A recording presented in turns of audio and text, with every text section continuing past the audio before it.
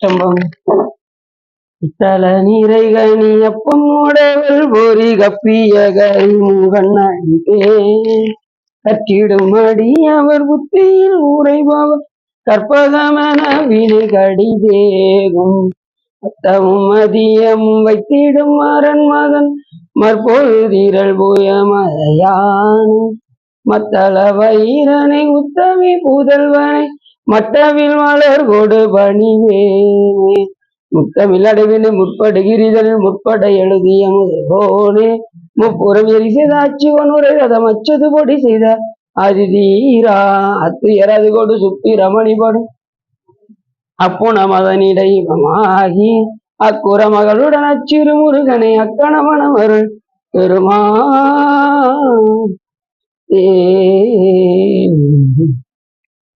எந்தாயும் எனக்கருள் தந்தையும் இந்தாகுலமானவே ஈத்தனையாள் கந்தா கதிவேலவனே குமையாள் மைந்தா குமரா மறைநாயகனே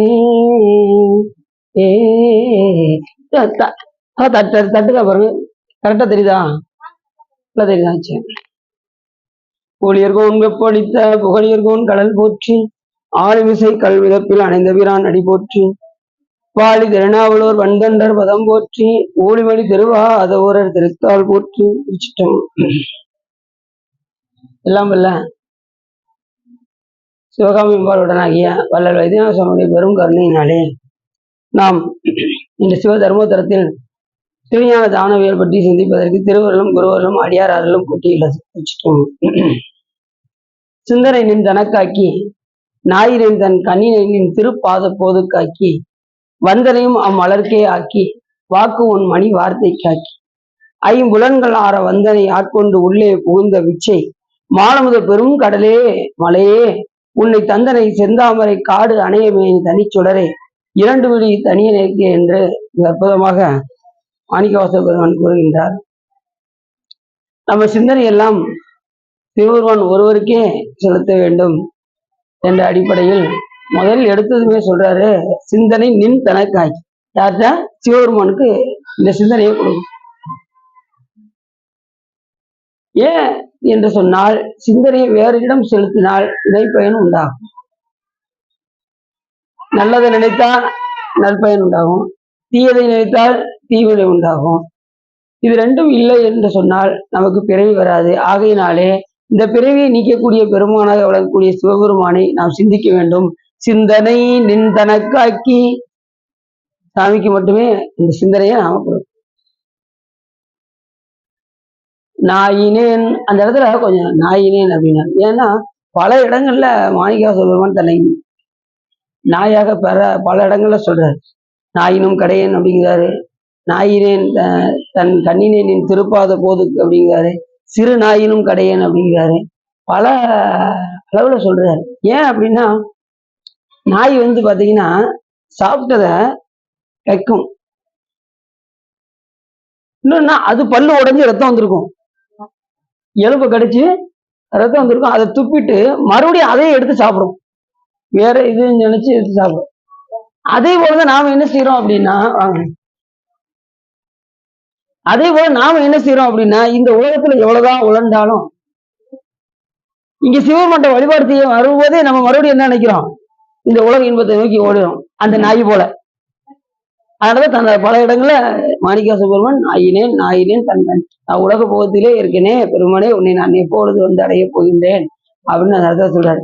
நாயினேன் அதுலயும் பாத்தீங்கன்னா சிறு நாயினும் கடையன் அப்படிங்கிறாரு. நாயை நீ எங்க கொண்டு போய் விட்டு வந்தாலும், கண்ணை கட்டி கொண்டு போய் விட்டுட்டு வந்தாலும் தன் தலைவனை தேடி எங்க இருந்தாலும் ஓடி வந்துடும்.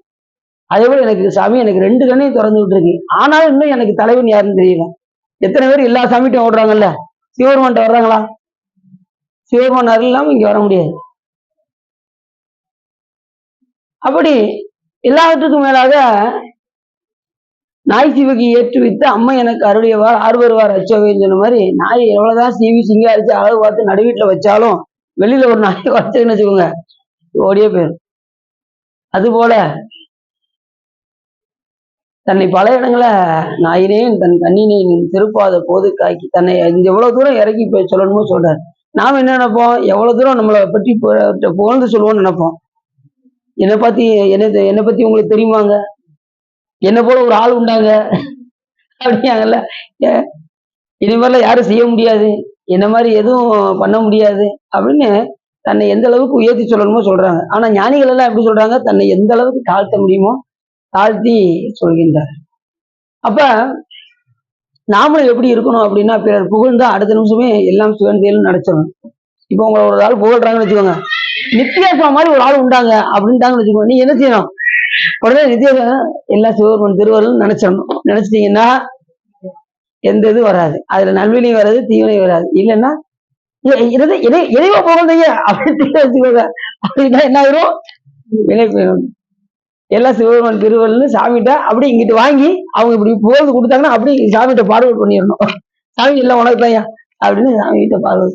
எவ்வளவு பேர்பட்ட புகழாக இருந்தாலும் இகழ்ச்சி ஒருத்தவங்க இகழ்ச்சி இருந்தாங்கன்னா என்ன செய்யணும், அது நம்மளுடைய ஆணவமனத்தின், அதாவது நம்ம ஏதோ தீவிர செஞ்சிருக்கோம் அதனால இகழ்ந்துட்டு போறாங்க, எல்லாம் சிவன் செயல், அதையும் இறைவன் செயல் நினைச்சு அதை விட்டுறணும்.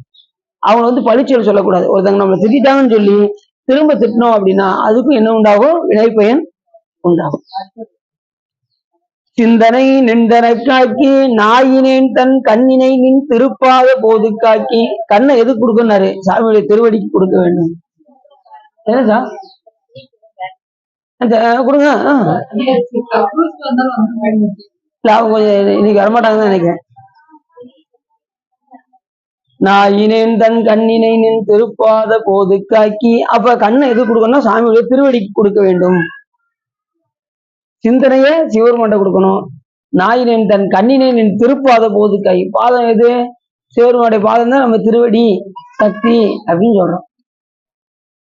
இந்த கண்ணை யாரு கொடுக்கணும், சாமியுடைய திருவடிக்கே செலுத்த வேண்டும், அவனையே நினைந்து நினைந்து உருக வேண்டும். 3 மணி நேரம் வரிசையில் நின்று பக்கத்துல போய் என்ன செய்யக்கூடாது, கண்ணை மூடக்கூடாது. இப்ப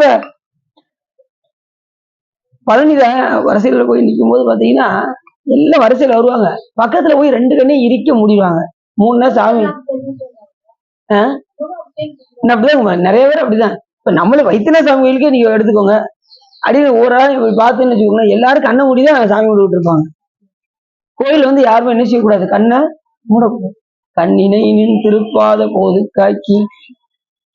மனத்தகத்தான் தலைமையிலான் வாக்கினுள்ளான் வாயார தன் அடியை பாடும் தொண்டர் இனத்தகத்தான் 7 அண்டத்துக்கு அப்பாலான் இப்பா செம்பொன் குணத்தகத்தான் நறுங்கொன்றை போதினுள்ளான் பொறுப்பிடையான் நெருப்பிடையான் போதினுள்ளான் கணத்தகத்தான் கைலாயத்து உச்சியான் காலத்தியான் அவன் என் கண்ணுளானே அப்படின்னார்.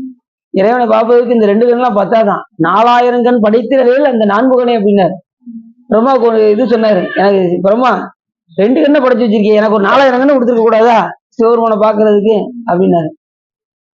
4000 கண்ணு கொடுத்தா ரொம்ப சிறப்பு, 2 கண்ணு கொடுத்தே நம்ம பார்க்க மாட்டேங்கிறோம், என்ன செய்யறோம் இருக்க முடியும். 4000 கண்ணு கொடுத்தா அவ்வளவுதான், நம்ம 4 பக்கம் பார்த்துக்கிட்டு போ சிவபெருமானை பார்க்க மாட்டோம். இது அவங்களுக்கு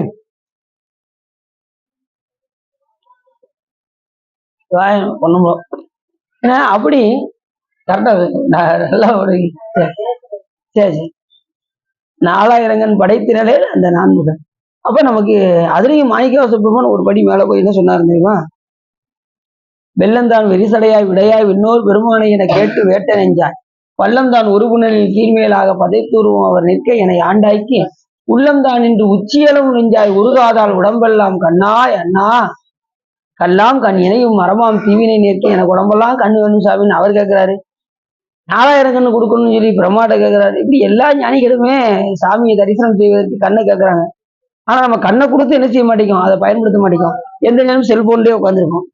சில பேர் பாத்தீங்கன்னா செல்போன் வச்சுட்டு பாத்ரூம் போனா கூட என்ன செய்யறாங்க, செல்போன் தான் உள்ள போறாங்க. செல்போனை விடுறதா இல்ல. பஸ் ஸ்டாண்டுக்கு போனா பஸ் ஸ்டாண்ட்ல எல்லாம் உட்காந்து பஸ் வந்துகிட்டு இருக்கு, இவங்க செல்போன் பார்த்துக்கிட்டு இருக்காங்க. அந்த பஸ் போயிடுச்சு, பக்கத்துல தான் நிக்க அடியில் செல்போன் ஒருத்தர் பார்த்துக்கிட்டு இருந்தாரு. மதுரை வண்டி போயிடுச்சாங்க அப்படின்னாரு. மதுரை வண்டி இப்பதான் போச்சு அப்படின்னா அப்படியா செல்போன் பார்த்தாலும் வரது, அது அடுத்த வண்டி வர வரையும் வெயிட் பண்ணிக்கிட்டு இருந்தாரு. இப்படி எல்லாருக்குமே மோகம். ஏன்னா அப்படி ஆயிப்போச்சு உலக போகம் நம்மளை ஈர்க்குது. எங்க பார்த்தாலும் மீடியாக்கள், இதுல இருந்து இறைவனை வழிபாடு செய்யணும், அதுதான் ரொம்ப முக்கியம். எத்தனை உலக போகங்களா இருந்தாலும் எண்ணிலை நின்றாலும் எக்கோலம் கொண்டாலும் மண்ணிய சீர் சங்கரந்தால் மறக்காம இருக்கணும். இதுல நீங்க பாஸ் பண்ணிட்டீங்கன்னா சிவபெருமான் என்ன பண்ணுவாரு, இவர் கிராண்டட் அப்படின்ட்டு நம்மள ஈஸியா கொண்டு போயிரு. இந்த போகத்துல நம்ம வழிபாடு பண்ணணும். அப்படிதான் 64 பெண்களுக்கும் சாமி மோட்சம் கொடுத்தாரு.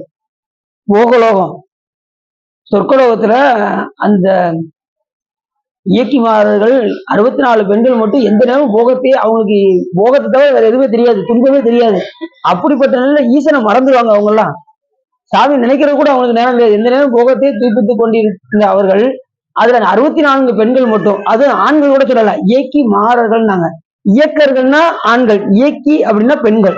அந்த 64 பெண்கள் மட்டும் சொர்க்கலோகத்துல சிவபெருமானை வழிபாடு செய்தார்கள். அந்த 64 பெண்களுக்கு சிவபெருமான் முக்தியை கொடுத்தார் அப்படின்னு மாணிக்கவாச பெருமான் சொல்றாரு.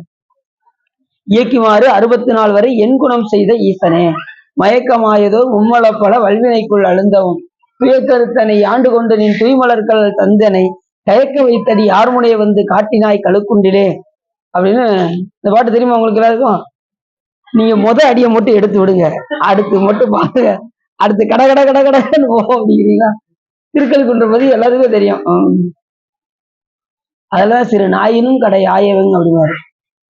நாயை கண்ணை கட்டி எங்க கொண்டு போய் விட்டாலும் அது தன் தலைவனை இருக்காது. அதுபோல நம்ம 2 கண்ணை திறந்து விட்டாலும் தலைவன் யாருன்னு தெரியணும். அவரை தவிர வேற எதையும் சிந்திக்க கூடாது. அதனாலதான் சிந்தனை தனக்காக்கி நாயின் கணிதன் திருப்பாத போது காக்கி வந்தனையும் மலர்க்கை ஆக்கினார். அப்படி நமக்கு எத்தனை கண்ணு வேணும் அப்படின்னா எத்தனை கண்ணு கொடுத்தாலும் பத்தாது. ஆனா அதை தீவிரைக்கு பயன்படுத்தாம இந்த 2 கண்ணையும் இறை பொழுதாக நான் பயன்படுத்த வேண்டும். செல்போன் எவ்வளவோ நிகழ்ச்சி இருக்கு, நல்ல நிகழ்ச்சி பார்க்கலாம், தப்பு இல்லை. அதுக்காக ஃபர்ஸ்ட் போற அளவுக்கு நாம என்ன செய்யக்கூடாது. அப்படி நிறைய பேர் அடிக்கடி பார்த்துட்டு தான் இருக்கு. சே இப்படி ஏன் அடியனே அப்படி அந்த மாதிரிலாம் இருந்திருக்கேன். இது மற்றவங்கள சொல்லணும், நம்மளே அடியனே அப்படின்னு நம்ம உள்ள போயிட்டோம்னா ஒரு இதுக்குள்ள உள்ள போயிட்டோம், அதுக்குள்ளேயே உள்ள போயிடும். செல்போனுக்குள்ளே உள்ள போயிடுறது, படிக்கிறதுக்குள்ளே. காலையில எங்கேயோ ஒரு இடத்துல இது டீ கடையில் உட்காந்து படிச்சுக்கிட்டு இருப்பேன், செல்போன் இப்படி படிச்சுக்கிட்டு இருப்பேன். சிவா டீ அப்படிம்பாங்க. அதுக்கப்புறம் தட்டி விடுவாங்க, தட்டி சிவா அப்படிம்பாங்க. என்ன கூப்பிட்டீங்களா? அதுக்கப்புறம் டீ பிடிக்கிறது. எதுல நம்ம போறோமோ அதுக்குள்ள உள்ளே போயிடுறது. எங்க வீட்டுல வசதி வாங்காத நாள் கிடையாது. எதுல உள்ள அப்படி உள்ள போயிடுறது. சரி, அப்படி கண்ணினை நின் திருப்பாத போது காக்கி வந்தனையும் மலர்க்கே ஆக்கி, அந்த வணக்கத்தையும் அந்த திருவடி மலர்க்கே செலுத்தி வாக்கு உன் மணி வார்த்தை காக்கி, இந்த வாக்காகிய இந்த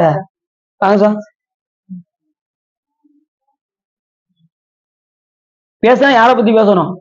சிவபெருமானை பத்தி பேசணும். இல்லையா பேசாம இருக்கணும்ட்டாரு. மாணிக்கவாசரே சொல்லிட்டாரு, வாக்கு உன் மணி வார்த்தைக்கு ஆக்கின்றார். பேசினா டெய்லி சொற்பொழி பேசணும்னு ஆசை, ரொம்ப ஆசை. அது இப்போ ஓரளவுக்கு இப்போ ஒரு 4 நாள் வரைக்கும் ஓடியது. இப்போ முன்னாடி 1 நாள் இருந்தது, அடுத்து 2 நாள் ஆச்சு, இப்போ 3 நாள். நாயனார் புராணம் சேர்த்து 3 ஆயிடுச்சா. இப்ப தேவர மடத்துல அடிக்கடி நிறைய கூப்பிட ஆரம்பிச்சுட்டாங்க. அதனால 4 தடவை வாய்ப்பு. இப்படி வாரத்துல எல்லா நாளும் சொற்பொழிவா இருந்தா ரொம்ப சிறப்பாக தான் இருக்கும். சரி, ஏன்னா பேசாத நாளெல்லாம் பிறவா நாள். பேசினா சிவருமனை பத்தி பேசிக்கிட்டே இருக்கணும். பேசின்தான் எந்த பெருமானே என பேசி பேசிங்கிறாரு மாணிக்கவாசகர். சும்மா உட்கார்ந்த கூட நீங்க சாமியை பத்தி பேசிக்கிட்டே இருக்கணும். இந்த திருத்தலத்துக்கு போவோங்க, அந்த திருத்தலத்துக்கு போவோம், நம்ம சிவட்ட சொல்லி இந்த திருத்தலத்துக்கு கொஞ்சம் ஏற்பாடு பண்ணுங்க, இந்த கோயிலுக்கெல்லாம் போவோம் அப்படின்னு நீங்க எல்லாம் உட்காந்து பேசணும். எந்தெந்த தளத்தெல்லாம் பார்க்கலாம் டிக் பண்ணி வைக்கணும். இந்த தளத்துக்கு கூட்டு போங்கன்னு சொல்லி நீங்க சொல்லணும். அந்த தளத்துக்குலாம் கூட்டு போவோம்ல, புரியுது உங்களுக்கு? அந்த தளத்தெல்லாம் நீங்க எழுதி குறிச்சு வைக்கணும். அடியெல்லாம் இப்படிதான் ஒன்னா டிக் பண்ணி 294 கோயிலுக்கு போயிட்டு வந்தேன். கைலாய மலை வரைக்கும் சாமி திருவிழால போயிட்டு வந்தாச்சு, அருளால. சரி, ஏன்னா இன்னொன்னு அதுக்குரிய வேட்கை இருக்கணும். எங்க போனாலும் அதுக்குரிய வேட்கை இருக்கணும்.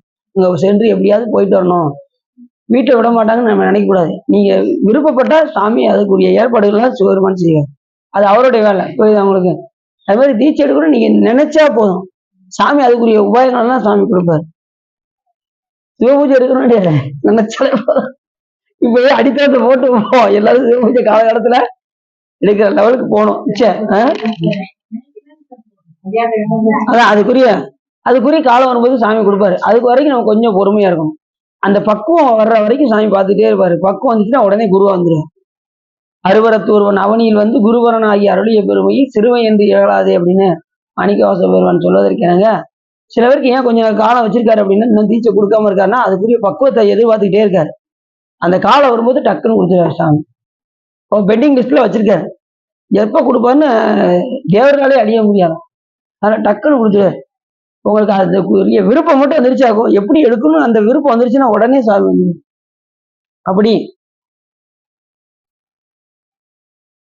வந்தனையும் அம்மலர்க்கே ஆக்கி வாக்கு உன் மணிவாதத்தை காக்கி. அப்ப பேசினா பேராயிரம் பரவி வானோரெத்தும் பெருமானை பிரிவில்லா அடியார்க்கு என்றும் வாராத செல்வம் அறிவிப்பானே மந்திரமும் தந்திரமும் மருந்துமாகி தீராத நோய் தீர்த்து அருளவல்லான் தன் திரிபுரங்கள் தீயதின் சிலகை கொண்ட போரானை புள்ளிருக்கு வேலூரானை போற்றாதே ஆற்றனால் போக்கினேனே என்று சொல்வதற்கு இறங்க தேவர்கள் எல்லாம் இறைவனை போட்டிக்கிட்டே இருக்காங்க. எப்படி போட்டுறாங்க? பேராயிரம் பரவி போட்டுறாங்க. எத்தனையோ நாமங்களை சொல்லி இறைவனை புகழ்ந்துகிட்டே இருக்காங்க. நமக்கு எளிமையான திருமுறை இருக்கு, இறைவனுடைய புகழ் நூலாகிய திருமுறை இருக்கு. அதை பாடி பாடி பாடி பாடி உய வேண்டும். அவருடைய திருநாமத்தை சொல்லி சொல்லி சொல்லி சொல்லி அவனை பற்றி பேசிக்கிட்டே இருக்கணும். அதான் பேசின்தான் எந்தா எந்த பெருமானே என பேசி பேசி பூசின்தான் திருநீரே நிறைய பூசி. இது இப்படி கிடையாது, இப்படி பேசக்கூடாது. நல்லா நிறைய நெட்டி நிறைய நீரே நிறைய அப்படின்னு மாணிக்கவாச பெருமான் சொல்றாங்க. வாக்கு உன் மணி வார்த்தைக்கு ஆக்கி ஐம்புலன்கள் ஆற வந்தனை. ஐம்புலன்களும் எப்படி போயிருந்தது? உலகாயத்து பக்கம் போயிருந்தது. பெருமானே உன்னை சார்ந்ததுக்கு அப்புறம் எப்படி வந்துருச்சு? உன்னை நோக்கி வந்துருச்சு. கண்ணு உன்னை பார்க்குது, வாக்கு உன்னைய பத்தி பேசுது, காது உன்னுடைய புகழை கேட்குது. எல்லாமே அவருக்கு ஆக்குனதுக்கு அப்புறம் என்ன ஆயிரும்? இது சிவகரணமாக மாறிவிடும். அது வரைக்கும் ஜீவகரணமாக இருந்த இந்த உடம்பானது சிவகரணமாக மாறிவிடும். அப்படி சிவகரணமாக இருந்துதான் கண்ணப்பனையினர் கண்ணை கொடுத்தாரு. சண்டேஸ்வரர் அப்பாவுடைய காலை வெட்டினார். அது என்ன கரணமா மாறியது? சிவகரணமாக மாறியது. ஜீவகரணமா இருந்து காலை வெட்டினதுன்னு வச்சுக்கோங்க, கொண்டு உள்ள வச்சிருவாங்க, அது குற்றமாக ஆகிவிடும். அப்ப இல்லைன்னு வச்சுக்கோங்க, சிவகரணமா இல்லை பதிகரணமா ஆகலைன்னா நம்மளால எந்த காரியமும் செய்ய முடியாது. நம்மளால கண்ணை தோண்டி வைக்க முடியாது, ஊட்டி அறுக்க முடியாது. வர சனிக்கிழமை அறிவட்டாய் நாயனாரை பத்தி பேச போறோம். அந்த நாயனார் குரு பூஜை போயிடுச்சு. அன்னைக்கே பேசியிருக்கலாம். நம்ம அன்னைக்கு என்ன பேசணும்? திருச்செந்தூர் புராணம் பேசிட்டோம். ஏன்னா சனிக்கிழமை அறிவாட்டாய் நாயனார், அடுத்த வாரம் எரிபத்த நாயனார். ஒவ்வொரு வாரமும் நாயனாருடைய குரு பூஜை இருந்துகிட்டே தான் இருக்கு சாமி திருவிழால. ஏன்னா 52 வாரமா வருஷத்துக்கு ஒவ்வொரு வாரம் 2 இதெல்லாம் வரும். ஒவ்வொரு இதுல பாத்தீங்கன்னா 9 நாயனார் ஒன்னோட வரும். தொகையடியாரும் சேர்த்து வரும். தொகையடியாரை பத்தி மொத்தமா அப்படி சொல்லிடலாம்.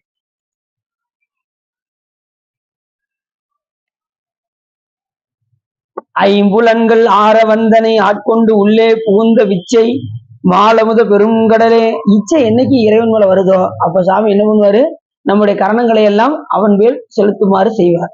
அது இந்த இடத்துல சொல்ற இச்சை மாலமுத பெரும் கடலே மலையே உன்னை தந்தனை செந்தாமரை காடு அணைய மேனி தனிச்சுவை உன்னையே எனக்கு தந்தியே சாமி அப்படின்னு எல்லாமே அவர் பக்கம் திருப்பிட்டோம்னா அவரே சாமி என்ன செஞ்சாரு? தனக்கு உன்னை தந்தனை நீ எப்படிப்பட்டவன் அப்படின்னா செந்தாமரை காடு அணைய மேனி தனிச்சுடரே. சாமியுடைய உருவம் எப்படி இருக்கும்? அவருடைய திருமேனி எப்படி இருக்குமா? செந்தாமரை காடு எப்படி இருக்குமா? செக்கச்சவேன்னு எங்க பார்த்தாலும் செந்தாமரையா இருந்ததுன்னு வச்சுக்கோங்க. அது போல சாமியுடைய திருமேனி செக்கச்சவேன்னு இருக்குமா. ஏற்கனவே நம்ம சொல்லியிருக்கோம், அவர் பொங்கு அழல் ஒருவன் பூத நாயகனால் வேதமும் பொருள்களும் அருளி அங்கே இருக்கண்ணி தன்னோடு வந்த ஆளவாயாவதும் இதுவே என்று சொல்வதற்காக சாமியுடைய மேனி எப்படி இருக்குமா? நெருப்பு போன்ற அழல் போன்ற உருவின. இதெல்லாம் உபச்சாரமாக சொல்லப்படுவது. இந்த நெருப்பு போன்ற மேனி இதெல்லாம் உபச்சாரமாக சொல்லப்படுது. ஆனா உண்மையிலேயே சாமி எதெல்லாம் திருமேனியாக கொண்டிருப்பார்னா இந்த உயிரை திருமேனியாக கொண்டிருப்பார், சக்தியை திருமேனியாக கொண்டிருப்பார், பஞ்சாட்சரத்தையே திருமேனியாக கொண்டிருப்பார். புரிஞ்சுச்சா? இப்படி அந்த பாட்டை சொல்றாரு சாமி, சிந்தனை நின்றனக்காக்கி உன்னை தவிர வேற எதையும் நினைக்க கூடாது. சிந்தனை நின்றனக்காக்கி நாயினன் தன் கண்ணினை நின் திருப்பாத போது காக்கி. உன்னுடைய திருவடிக்கே இந்த கண்ணு இருக்கணும், உன்னையே பார்த்து கொண்டிருக்க வேண்டும். திருப்பாத போது காக்கி வந்தனையும் இந்த வணக்கத்தையும் நம்ம திருவடிக்கே செலுத்த வேண்டும். வாக்கு உன் மணிவாதத்தை காக்கி பேசினா உன்னை பத்தி பேசிக்கிட்டே இருக்கணும். ஐம்புலன்களும் ஒரு காலத்துல உலகத்தை நோக்கி போய்கிட்டு இருந்தது. இப்ப உன்பால் செலுத்த மாதிரி எனக்கு செய்ய வேண்டும். ஐம்புலன்கள் ஆற வந்தனை ஆட்கொண்டு உள்ளே புகுந்த விச்சை. சாமி எல்லாத்தையும் என்ன பண்ணுவாரு? அந்த இச்சாசக்தி, கிரியாசக்தி, ஞானசக்தியில கிரி ஞானத்தையும் சாமி பார்த்துக்குவாரு. ஒன்றை மட்டும் நம்மகிட்ட விட்டுருவாரு. இந்த இச்சைய சக்தி இருக்கு பாருங்க, இச்சாசக்தி, அதை மட்டும் நம்மகிட்ட கொடுத்துருவாரு. இந்த உயிர்கள் என்ன விருப்பப்படுதோ அதுக்கு தகுந்த மாதிரி பிறப்பு. அதுல வந்து தலையிடவே மாட்டாரு சாமி. இச்சையை மட்டும் சாமி தலையிட மாட்டாரு. உங்களுடைய விருப்பம் எதுவாக தான் இருக்கலாம். அவரு ரொம்ப அழகா இருக்காரு அப்படின்னு நினைச்சு வச்சுக்கோங்க, அடுத்த பிறவில சாமி கூட்டு வச்சிரு. யாரெல்லாம் என்னென்னலாம் நம்ம நினைக்கிறோமோ ஒவ்வொரு நினைப்புக்கும் ஒவ்வொரு பிறப்பு வந்து கொண்டே இருக்கும். ஒரு 2 நாளைக்கு தங்கலாமே அப்படின்னு நினைச்சோம்னா மறுபிறவில அதே இந்த இடத்துல நீங்க என்ன செய்யலாம் அதே இடத்துல வந்து பிறப்பு. இப்படிதான் வரும். சரி, இது வரைக்கும் நான் சின்ன பிள்ளையில இருந்து நிறைய நினைச்சிட்டேனே, அதுக்கு பிறப்பு வருமே, அதை போக்குறதுக்கு என்ன செய்யலாம் அப்படின்னா சாமிதான் என்ன செய்யலாம், திருமுறை பாடி அதுல இருந்து மாற்ற செய்யலாம். இப்ப நம்ம எவ்வளவோ நினைச்சிருப்போம்ல, ஏன் இப்ப கூட நம்ம நினைச்சிட்டே தான் இருக்கோம். 6 கோடி மாயா சக்திகள் தம் மாயைகள் தொடங்கின என்று சொல்வதற்கு என்னங்க, 6 கோடி வினைகள் நம்ம செஞ்சுக்கிட்டே தான் இருக்கோம்.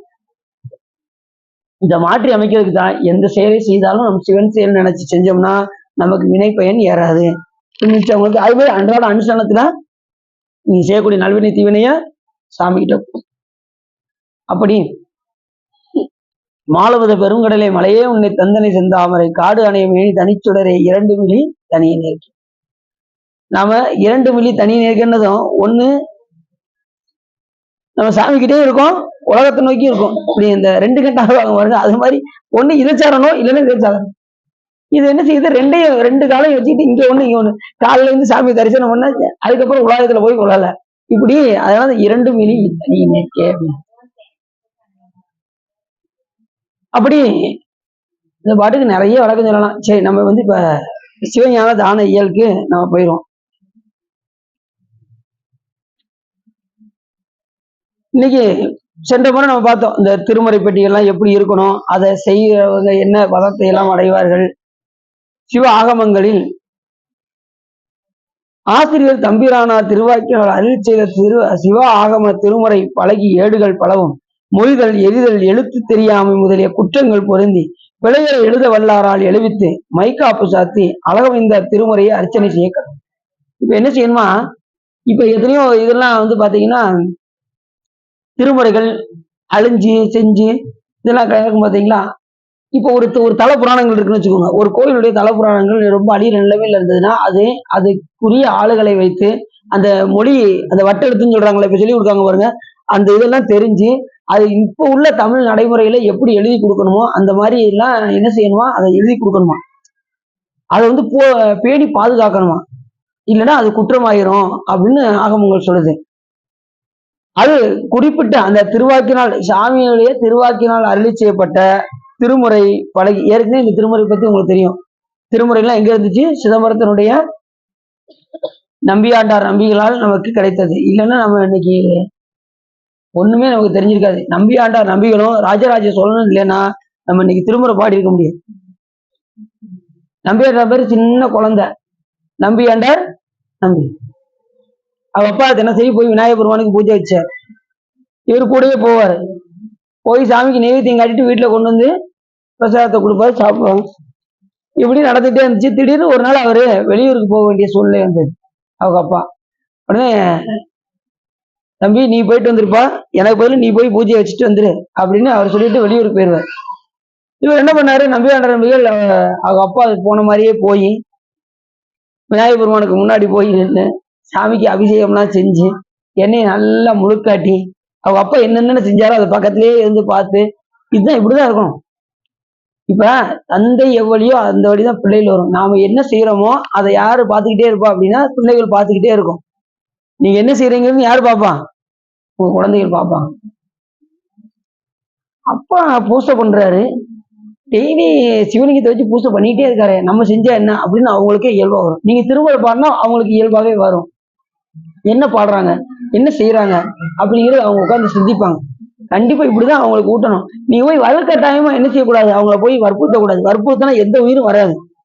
நீங்க செயல்முறை செய்தால் உங்களை பார்த்து அந்த பிள்ளைகள் வரும், இல்லைன்னா வராது. இப்படிதான் வரும். உங்களுடைய செயல்முறையை பார்த்து நீங்க எப்படி நீங்க நடந்துக்கிறீங்களோ அந்த விதத்தை பார்த்து தான் உங்களுடைய பிள்ளைகள் வரும்.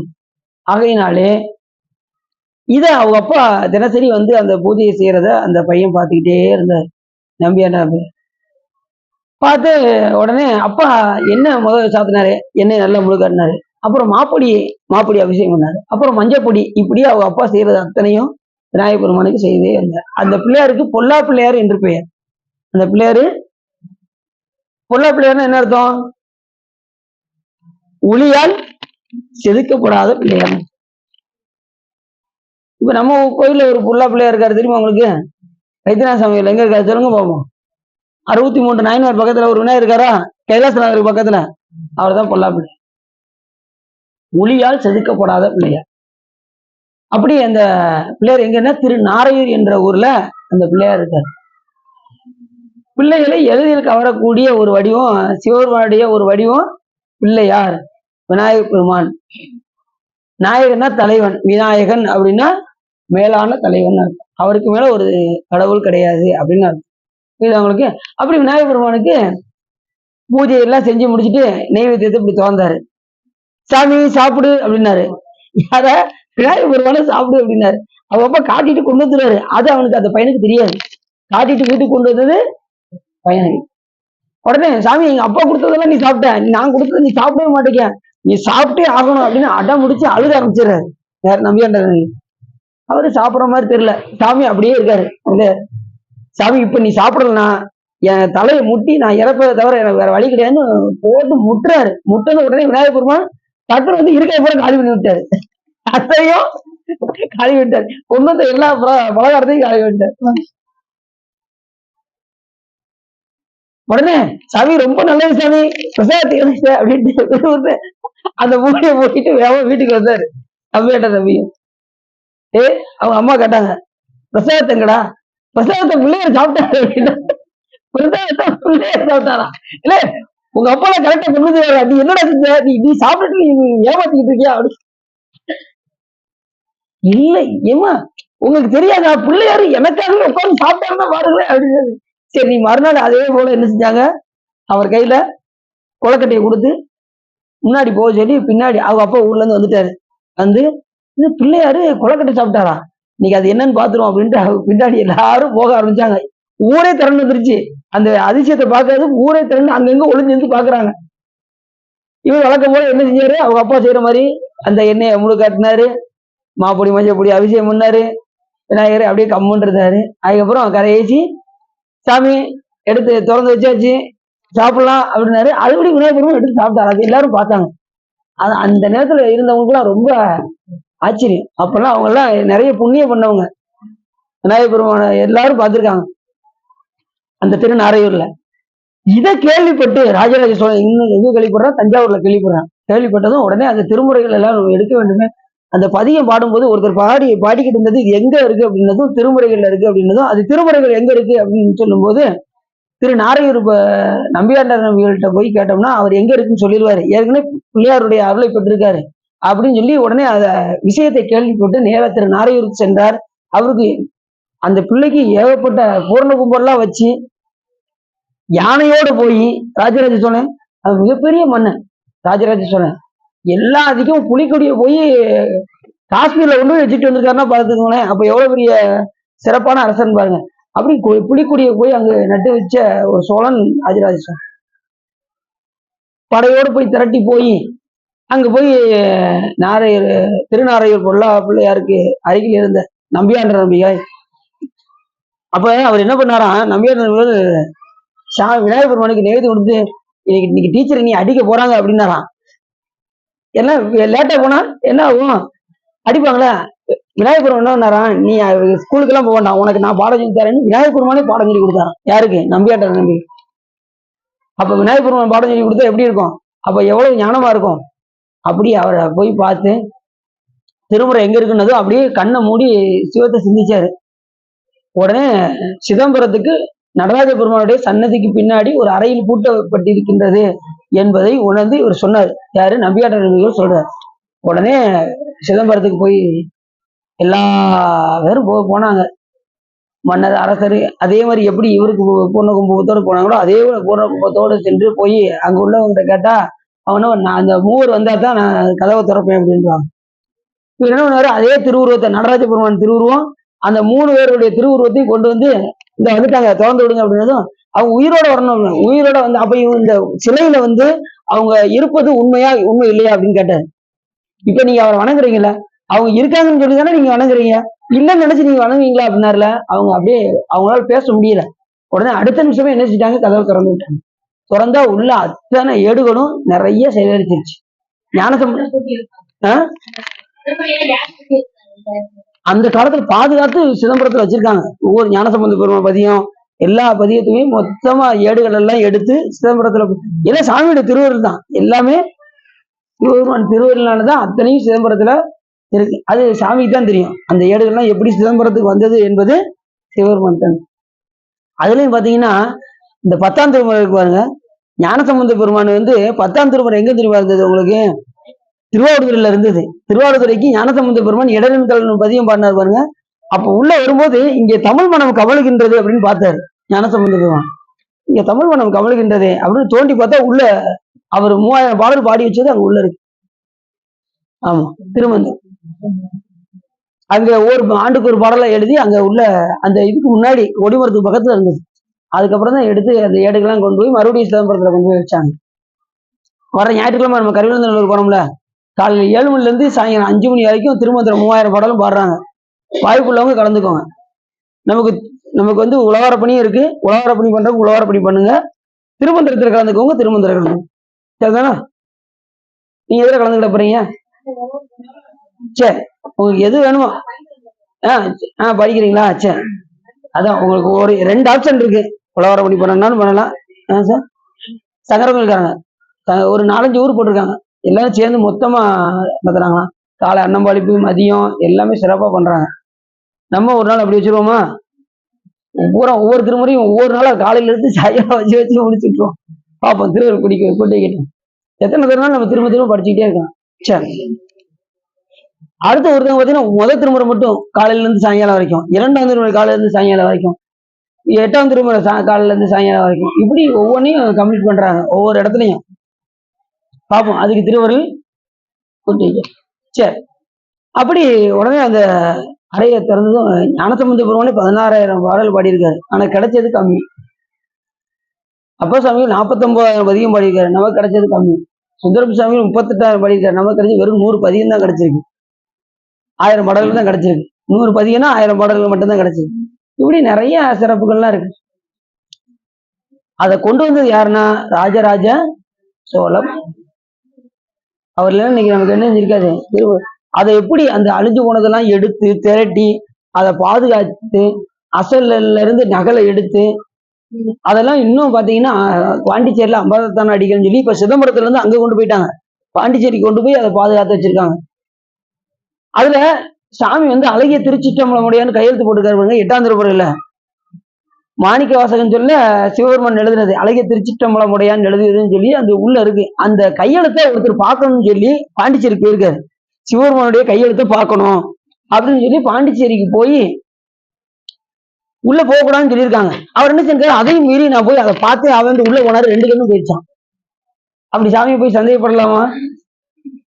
ஆட்பாளருக்கு அருளும் மன்னமும் ஆதிமாண்டும் கேட்பார் புகில் அளவில் கிளர்க்க வேண்டும். சாமியெல்லாம் சோதிச்சு பார்க்க கூடாது. இது அவங்களுக்கு எழுத்து போட்டிருக்காருன்னா நம்ம நம்பணும், அதுதான் உண்மை. ஏன்னா பாடல்ல எழுதியிருக்காரு சாமி. சொக்கநாதரை வந்து குங்கு தேர்வாருக்கு அஞ்சிரை தும்பி காமத்தை பார்த்து கண்டது முடியுமோ பயிரியது கடிய நட்பின் மயிரிய செரியர் அறிவை கூந்தலின் அறியவும் உழவோ நீ அறியும் போவேன் எழுதியிருக்காரா. அப்புறம் இந்த பாட்டு எழுதியிருக்காரு, மதிமடி புரிசை மாடக்கூடல் பதிவிசை நிலவு பால்நீர வரிசிறகு அன்னம் பயில் பொழில் ஆளவாயில் மன்னிய சிவன் யான் மொழி தரும் மாற்றம். அதுல சிவபெருமானே எழுதுனது அப்படின்னு சொல்லி சொல்றாரு. இப்படி எந்த சாமியுமே நல்லா தெரிஞ்சுங்க, இந்த பூலோகத்துல எந்த சாமியுமே பூலோகத்துல வந்து பாட்டு எழுதுனது கிடையாது, சிவபெருமான் ஒருவரை தவிர. அதனாலதான் மன்னிய சிவன் யான் மொழி தரும் மாற்றம் பருவக்கொன் மூப்படி என பாவல் இருக்கு. இப்ப சிவாவுக்கு ஒரு சந்தேகம் வருது ஈஸ்வரிசாக்கு. அப்ப முருகர் எப்படி அப்படின்னு சிவபெருமான் தான் பாட்டு எழுதுவாரா? முருகரும் சிவபெருமானும் ஒண்ணு, அதை மறந்துடக்கூடாது. இதை நீங்க மைண்ட்ல வச்சுக்கிட்டே இருக்கணும் எப்பயுமே. சிவபெருமான் வேற இல்ல, முருகர்.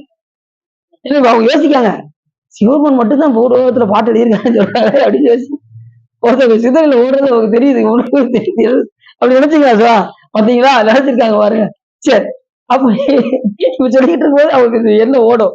சரி, அப்படி நம்ம 2 பிரிச்சு பார்க்க கூடாது, 2 பேருமே ஒண்ணுதான். சரி, அப்படி சிதம்பரத்துல இருந்து எடுத்து கொண்டு வந்து இன்னைக்கு திருமுறை கொடுக்கலன்னு நம்ம என்ன செய்ய முடியாது. இன்னைக்கு நம்ம திருமுறை பாடியிருக்க முடியாது. அதுக்கு முழு முதல் காரணம் நம்பியாண்டார் நம்பிகளும் ராஜராஜ சோழன். இப்படிலாம் திருமுறை நம்ம கொண்டு வந்திருக்காங்க பாத்து. அப்படி வந்து கொடுத்தாலும் நாம திருமுறை என்ன செய்யறோம், காலையில படிப்போமா சாயங்காலம் படிப்போமா அப்படின்னு நம்ம என்ன செய்யறோம், யோசிச்சுட்டு இருக்கோம். வாய்ப்பு கிடைக்கும் போதுல படிச்சுக்கிட்டே இருக்கணும். சும்மா இருந்தா என்ன செய்யுங்க. ஆமா அப்படியா, சரி. அதனால அது அது இது படிச்சுதான் மூலத்துல இருந்து படிச்சுதான் படமா எடுத்திருக்காங்க. சரி, அப்படிலாம் பாதுகாக்க வேண்டும் என்று நமக்கு நூல் சொல்லுது. புரியுதா உங்களுக்கு? அப்படி திருமுறையை அர்ச்சிக்க கடவுள் அந்த இதை எடுத்து அசலை எடுத்து அதை நகலாக்கி அதை வந்து என்ன செய்யணுமோ பூஜை செய்ய வேண்டும் அப்படின்னு நூல் சொல்லுது. இந்த வீதியில் ஏற்றியின் கண் மூவேல் சுற்றத்து ஒடும் இறைவன் அந்த உலகத்து மடைத்தட்ட குணத்தொடும் அவர் அவ்விடத்தும் சிந்தைக்கரிய சிவனடியை திலத்தே இருப்பர் சிவமா வந்து பிறப்பர் போகத்தின் மகிழ்ச்சி அங்கே வைத்தாரு. இது என்ன சொல்றாரு அப்படின்னா, இந்த இதை செய்யறாங்க பாருங்க, இந்த சிவ ஞான வாக்கியத்தை அந்த திருமுறை பெட்டி செய்யறாங்க பாருங்க. யாரு தச்சன் செய்வாங்களா? அவங்க ஆலயம் செய்தார். அப்படி செய்தவங்க எங்க போவாங்கன்னா 21 வர்க்கத்தோடு 21 தலைமுறை எங்க போவாங்களா? சிவன் எழுந்து அருளியுள்ள சிவலோகத்தை அடைவார்கள். உண்மையான ஞானத்தோடு யார் ஒருவர் அந்த திருமுறை பெட்டியை செய்து கொடுக்கின்றார்களோ 21 வர்க்கம்னா 21 தலைமுறையும் எங்க போவாங்க? சிவலோகத்தை இருப்பார். இரண்டாவது, ஞானம் முதலாகிய என் குலத்தோடு அங்கே கூடியிருப்பார்கள். எது காலம் வரைக்கும்னா அந்த சிவ புண்ணிய காலம் வரையும் அங்க இருந்து மறுபடியும் என்ன செய்வாங்களாம், நெட்டை கூடி அங்கே மகாசங்கார காலத்தே பரமமான முக்தியை அடைவர். அத்தன்றி ஆண்டு சிறந்த போகங்களுடைய விருப்பத்தை வந்து மீண்டும் பூமியின் கண் வந்து பிறப்பார். மறுபடியும் என்ன செய்வாங்களா? ஆனா நல்லா தெரிஞ்சுக்கோங்க, நீ என்னென்ன புண்ணியம் பண்றீங்களோ நீ சிவலோகத்துக்கு போலாம். இப்ப உதாரணத்துக்கு நான் சொல்றேனே, இப்ப ஒரு அடியாருக்கு நீங்க ஒரு வஸ்திரம் வாங்கி கொடுக்கீங்கன்னு வச்சுக்கோங்க. ஒரு அடியாருக்கு ஒரு வஸ்திரம்னா ஒரு வேஷ்டி வாங்கி கொடுக்கீங்கன்னு வச்சுக்கோங்க. ஒரு வேஷ்டியில எத்தனை நூல் இருக்கும்? எண்ணற்ற நூல், எண்ண முடியாத அளவுக்கு நூல் இருக்கும். ஒரு நூலுக்கு அது ஒரு நூலுக்கு 1000 கோடி வருஷம் எங்க இருப்பாங்களாம்? சிவலோகத்துல இருப்பாங்களாம் ஒரு நூலுக்கு. அப்போ ஒரு இதுல எவ்வளவு இருக்கும்? ஒரு அடியாருக்கு சேலை வாங்கி கொடுக்கீங்க, அந்த சேலையில எத்தனை நூல் இருக்கும்? அத்தனை அளவு சிவலோகத்துல இருந்துட்டு மறுபடியும் என்ன செய்வாங்க, அங்க அந்த போகத்தை தூய்ப்பித்து மறுபடியும் பூலோகத்துல வந்து பிறந்து அதுக்கப்புறம் ஞானத்தை அடைவார்கள். ஆனா எப்ப ஞானம் வரும் நல்லா தெரிஞ்சுக்கோங்க. ஈசன் மேல் அன்பு இல்லாம ஞானம் வராது. ஒண்ணு, சிவ புண்ணியம் பண்ண பண்ண சிவலோகம் போவோம், அதெல்லாம் பதமுக்தியை தான் பெறும். பரமுக்தியை பெற வேண்டும் என்றால் சிவ பூஜை செய்யாமல் பரமுக்தியை அடையும். புரிஞ்சுச்சா? அதாவது பரம் வேற பதம் வேற. பதம் என்பது அந்த லோகத்தில் வசிப்பது, சிவபெருமானுடைய அருகாமையில் இருப்பது, சிவபெருமானுடைய உருவத்தை பெறுவது, இதெல்லாம் பதம்னு பேரு. பரம் என்பது இந்த பூலோகத்துக்கு வராத நிலை. அது எங்கன்னா சுத்த சிவத்திட்ட போனா தான் நமக்கு இங்க கீழே வர முடியாது. மற்ற எந்த லோகத்துக்கு போனாலும் நம்ம கீழே வந்தாகும். ஸ்ரீகண்ட பரமேஸ்வரர் உலகத்துக்கு போனாலும் சரி, அனந்த தேவர் உலகத்துக்கு போனாலும் சரி, சகாசமூர்த்தி உலகத்துக்கு போனாலும் வருவதற்கான வாய்ப்பு இருக்கு. சுத்த சிவத்திட்ட போனா தான் நம்ம கீழே வருவதற்கான வாய்ப்பு இல்லை. புரிஞ்சுச்சா? அப்ப அதுக்கு என்ன செய்யணும் அப்படின்னா, அதுக்குரிய தவத்தை நாம் செய்ய வேண்டும். சிவபூஜை செய்தாலுடைய முக்தி சித்தி ஆகாது அப்படின்னு ஆறுமுக நாவலரே சொல்லியிருக்காரு. அதனால மற்ற எல்லா சிவபுண்ணியத்துக்கும் சிவலோகத்துக்கு போறதுக்கான வாய்ப்பு இருக்கு. நீ அடியாருக்கு செய்ய செய்ய செய்ய செய்ய செய்ய நீங்க அதுலயும் சிவஞான செயலுடையோர் கையில் தானம் திளமளவு செய்கிறோம். அது கொஞ்சம் தானே செஞ்சாலே அது என்ன ஆகுமா? நிலமலை போல வளர்ந்து கொண்டே சொல்லும். அது வந்து ஒரு நாள் கூட குறையவே கொள்ளலாம், வளர்ந்துகிட்டே போமா. அதுவும் நீங்க செய்யும் போது எப்படி செய்யணும்? இது என்னுடைய செயல் அல்ல, இது இறைவன் உங்களுக்கு கொடுக்க சொல்லியிருக்காரு, இந்த கொடுத்தாச்சு அப்படின்னு சொல்லி கொடுத்துட்டு அடுத்த நிமிஷமே மறந்துடணும். கொடுத்த புண்ணியத்தை நீ என்ன செய்யக்கூடாது? ஞாபகம் வச்சுக்கிட்டு இருக்க கூடாது. அதுதான் ரொம்ப முக்கியம். சிவபுண்ணியம்னா செஞ்சுட்டு அடுத்த நிமிஷத்துல என்ன செஞ்சிடணும்? மறந்துடும். எல்லாம் சிவபெருமான் இந்தாங்க ஒரு கொடுக்க சொன்னாரு சாமி, இந்தாங்க கொடுத்தாச்சு அப்படின்ட்டு போய்கிட்டே இருக்க வேண்டியது. அதுக்கப்புறம் சிவபெருமான் பார்த்துக்குவாரு அந்த புண்ணியத்தை. சிலர் பார்த்தீங்கன்னா ஒரு 10 வருஷத்துக்கு முன்னாடி ஞாபகம் வச்சுக்கிட்டு, ஒரு 10 வருஷத்துக்கு முன்னாடி நிறைய அடியார்களுக்கு அன்னம் பாலிச்சேன், அதெல்லாம் நம்ம உண்மையிலே அந்த இதெல்லாம் ரொம்ப ஒரு மறக்க முடியாத ஒரு அனுபவம் அப்படின்னு சில பேர் உட்கார்ந்து சொல்லிக்கிட்டு இருப்பாங்க. அது அடுத்த நிமிஷமே நீங்க என்ன செஞ்சிடணும்? மறந்துடணும். இப்ப ஒரு சில நாளுக்கு முன்னாடி ஒருத்தர் அன்னம் பாலிச்சார். அவரு அடுத்த நிமிஷமே சொல்லி கொண்டிருந்தார் அந்த விஷயத்த. அன்னம் பழிச்சதை சொல்லிக்கிட்டே இருந்தாரு. இது அன்னம் பழிச்சது இப்படி சொல்லக்கூடாது, சொல்லிக்கிட்டே இருந்தோம்னா அந்த புண்ணியம் கிடைக்காம போயிடும். என்ன புண்ணியம்னா உலக புண்ணியமாக மாறிடும். அதனால கொடுத்து அடுத்த நிமிஷமே மறந்துடணும் அப்படின்னது. அதுக்கப்புறம் அதை பத்தி பேசவே இல்லை அவர். புரியுது அவங்களுக்கு? அதனால சிவபுண்ணியம்லாம் செஞ்சுட்டோம் அப்படின்னா அடுத்த நிமிஷமே அதை மறந்துடணும். அது சிவபெருமானுக்கும் நமக்கும் உள்ள தொடர்பு. வேற யாருக்குமே அது நீ செய்ய வேண்டிய காரியம் வேற யாருக்கும் தெரியவும் அவசியம் கிடையாது. நம்ம 4 பேருக்கு கொடுத்துருக்கோம் அப்படிங்கிறது யாருக்கும் தெரிய வேண்டிய அவசியமும் கிடையாது. நிலமலை போல வளர்ந்து பவமாய கடலில் அழுந்தாத வகையெடுத்து பாசத்தை ஏற்க தவலோகம் ஒன்றில் சார பண்ணி சரிகிரி யோகம் தன்னில் சாராமை நவமாகும் தத்துவ ஞானத்தை நல்கி நாதன் அடிக்க மலங்கள் நனிவிக்கும் தானே அப்படின்னு சிவஞான சித்தியார் நூல் நமக்கு. அப்படி பிறக்க வேண்டிய சூழ்நிலை வந்தால் இப்படி அடியார்களுக்கு செய்ய செய்ய செய்ய செய்ய செய்ய சிவ கைங்கரியம் செய்வர்களுக்கு கொடுக்க கொடுக்க கொடுக்க கொடுக்க பூலோகத்துல ஒரு பிறவி வர்ற மாதிரி இருந்தாலும் கூட சிவரும் என்ன பண்ணுவாரா, அவங்கள தவலோகத்துல போய் பிறக்க வைப்பாங்க. இங்க பிறக்க விட மாட்டாங்க. தவலோகத்துல போய் பிறக்க வச்சு அங்க இருந்து ஞானத்தை கொடுத்து இங்க மாதிரி சரீகிரியம்லாம் அங்க செய்யாம டைரக்டா சாமியோட திருவடிக்கு செல்லும் அப்படின்னு நமக்கு நூல் சொல்லும். புரியுது நமக்கு? சரி.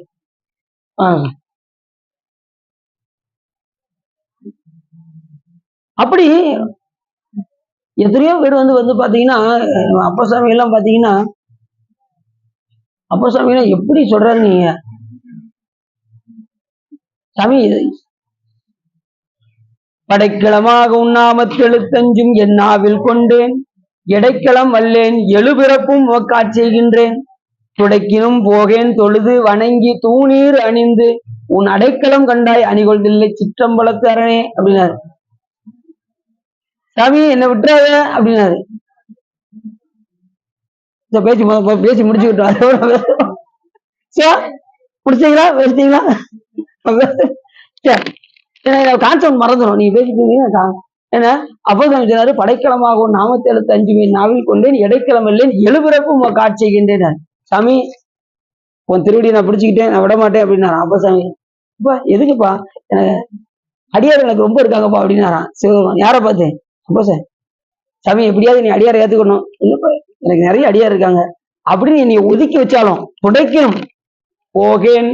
சாமி உன்னை விட்டு நான் போக மாட்டேன் அப்படின்னா துடைக்கணும் போகேன் தொழுது வணங்கி. சரி ஒதுக்காலும் போக மாட்டேங்கிறியே, உனக்கு என்ன வேலை தெரியும் அப்படின்னா சிவபெருமான். யாரை பார்த்து?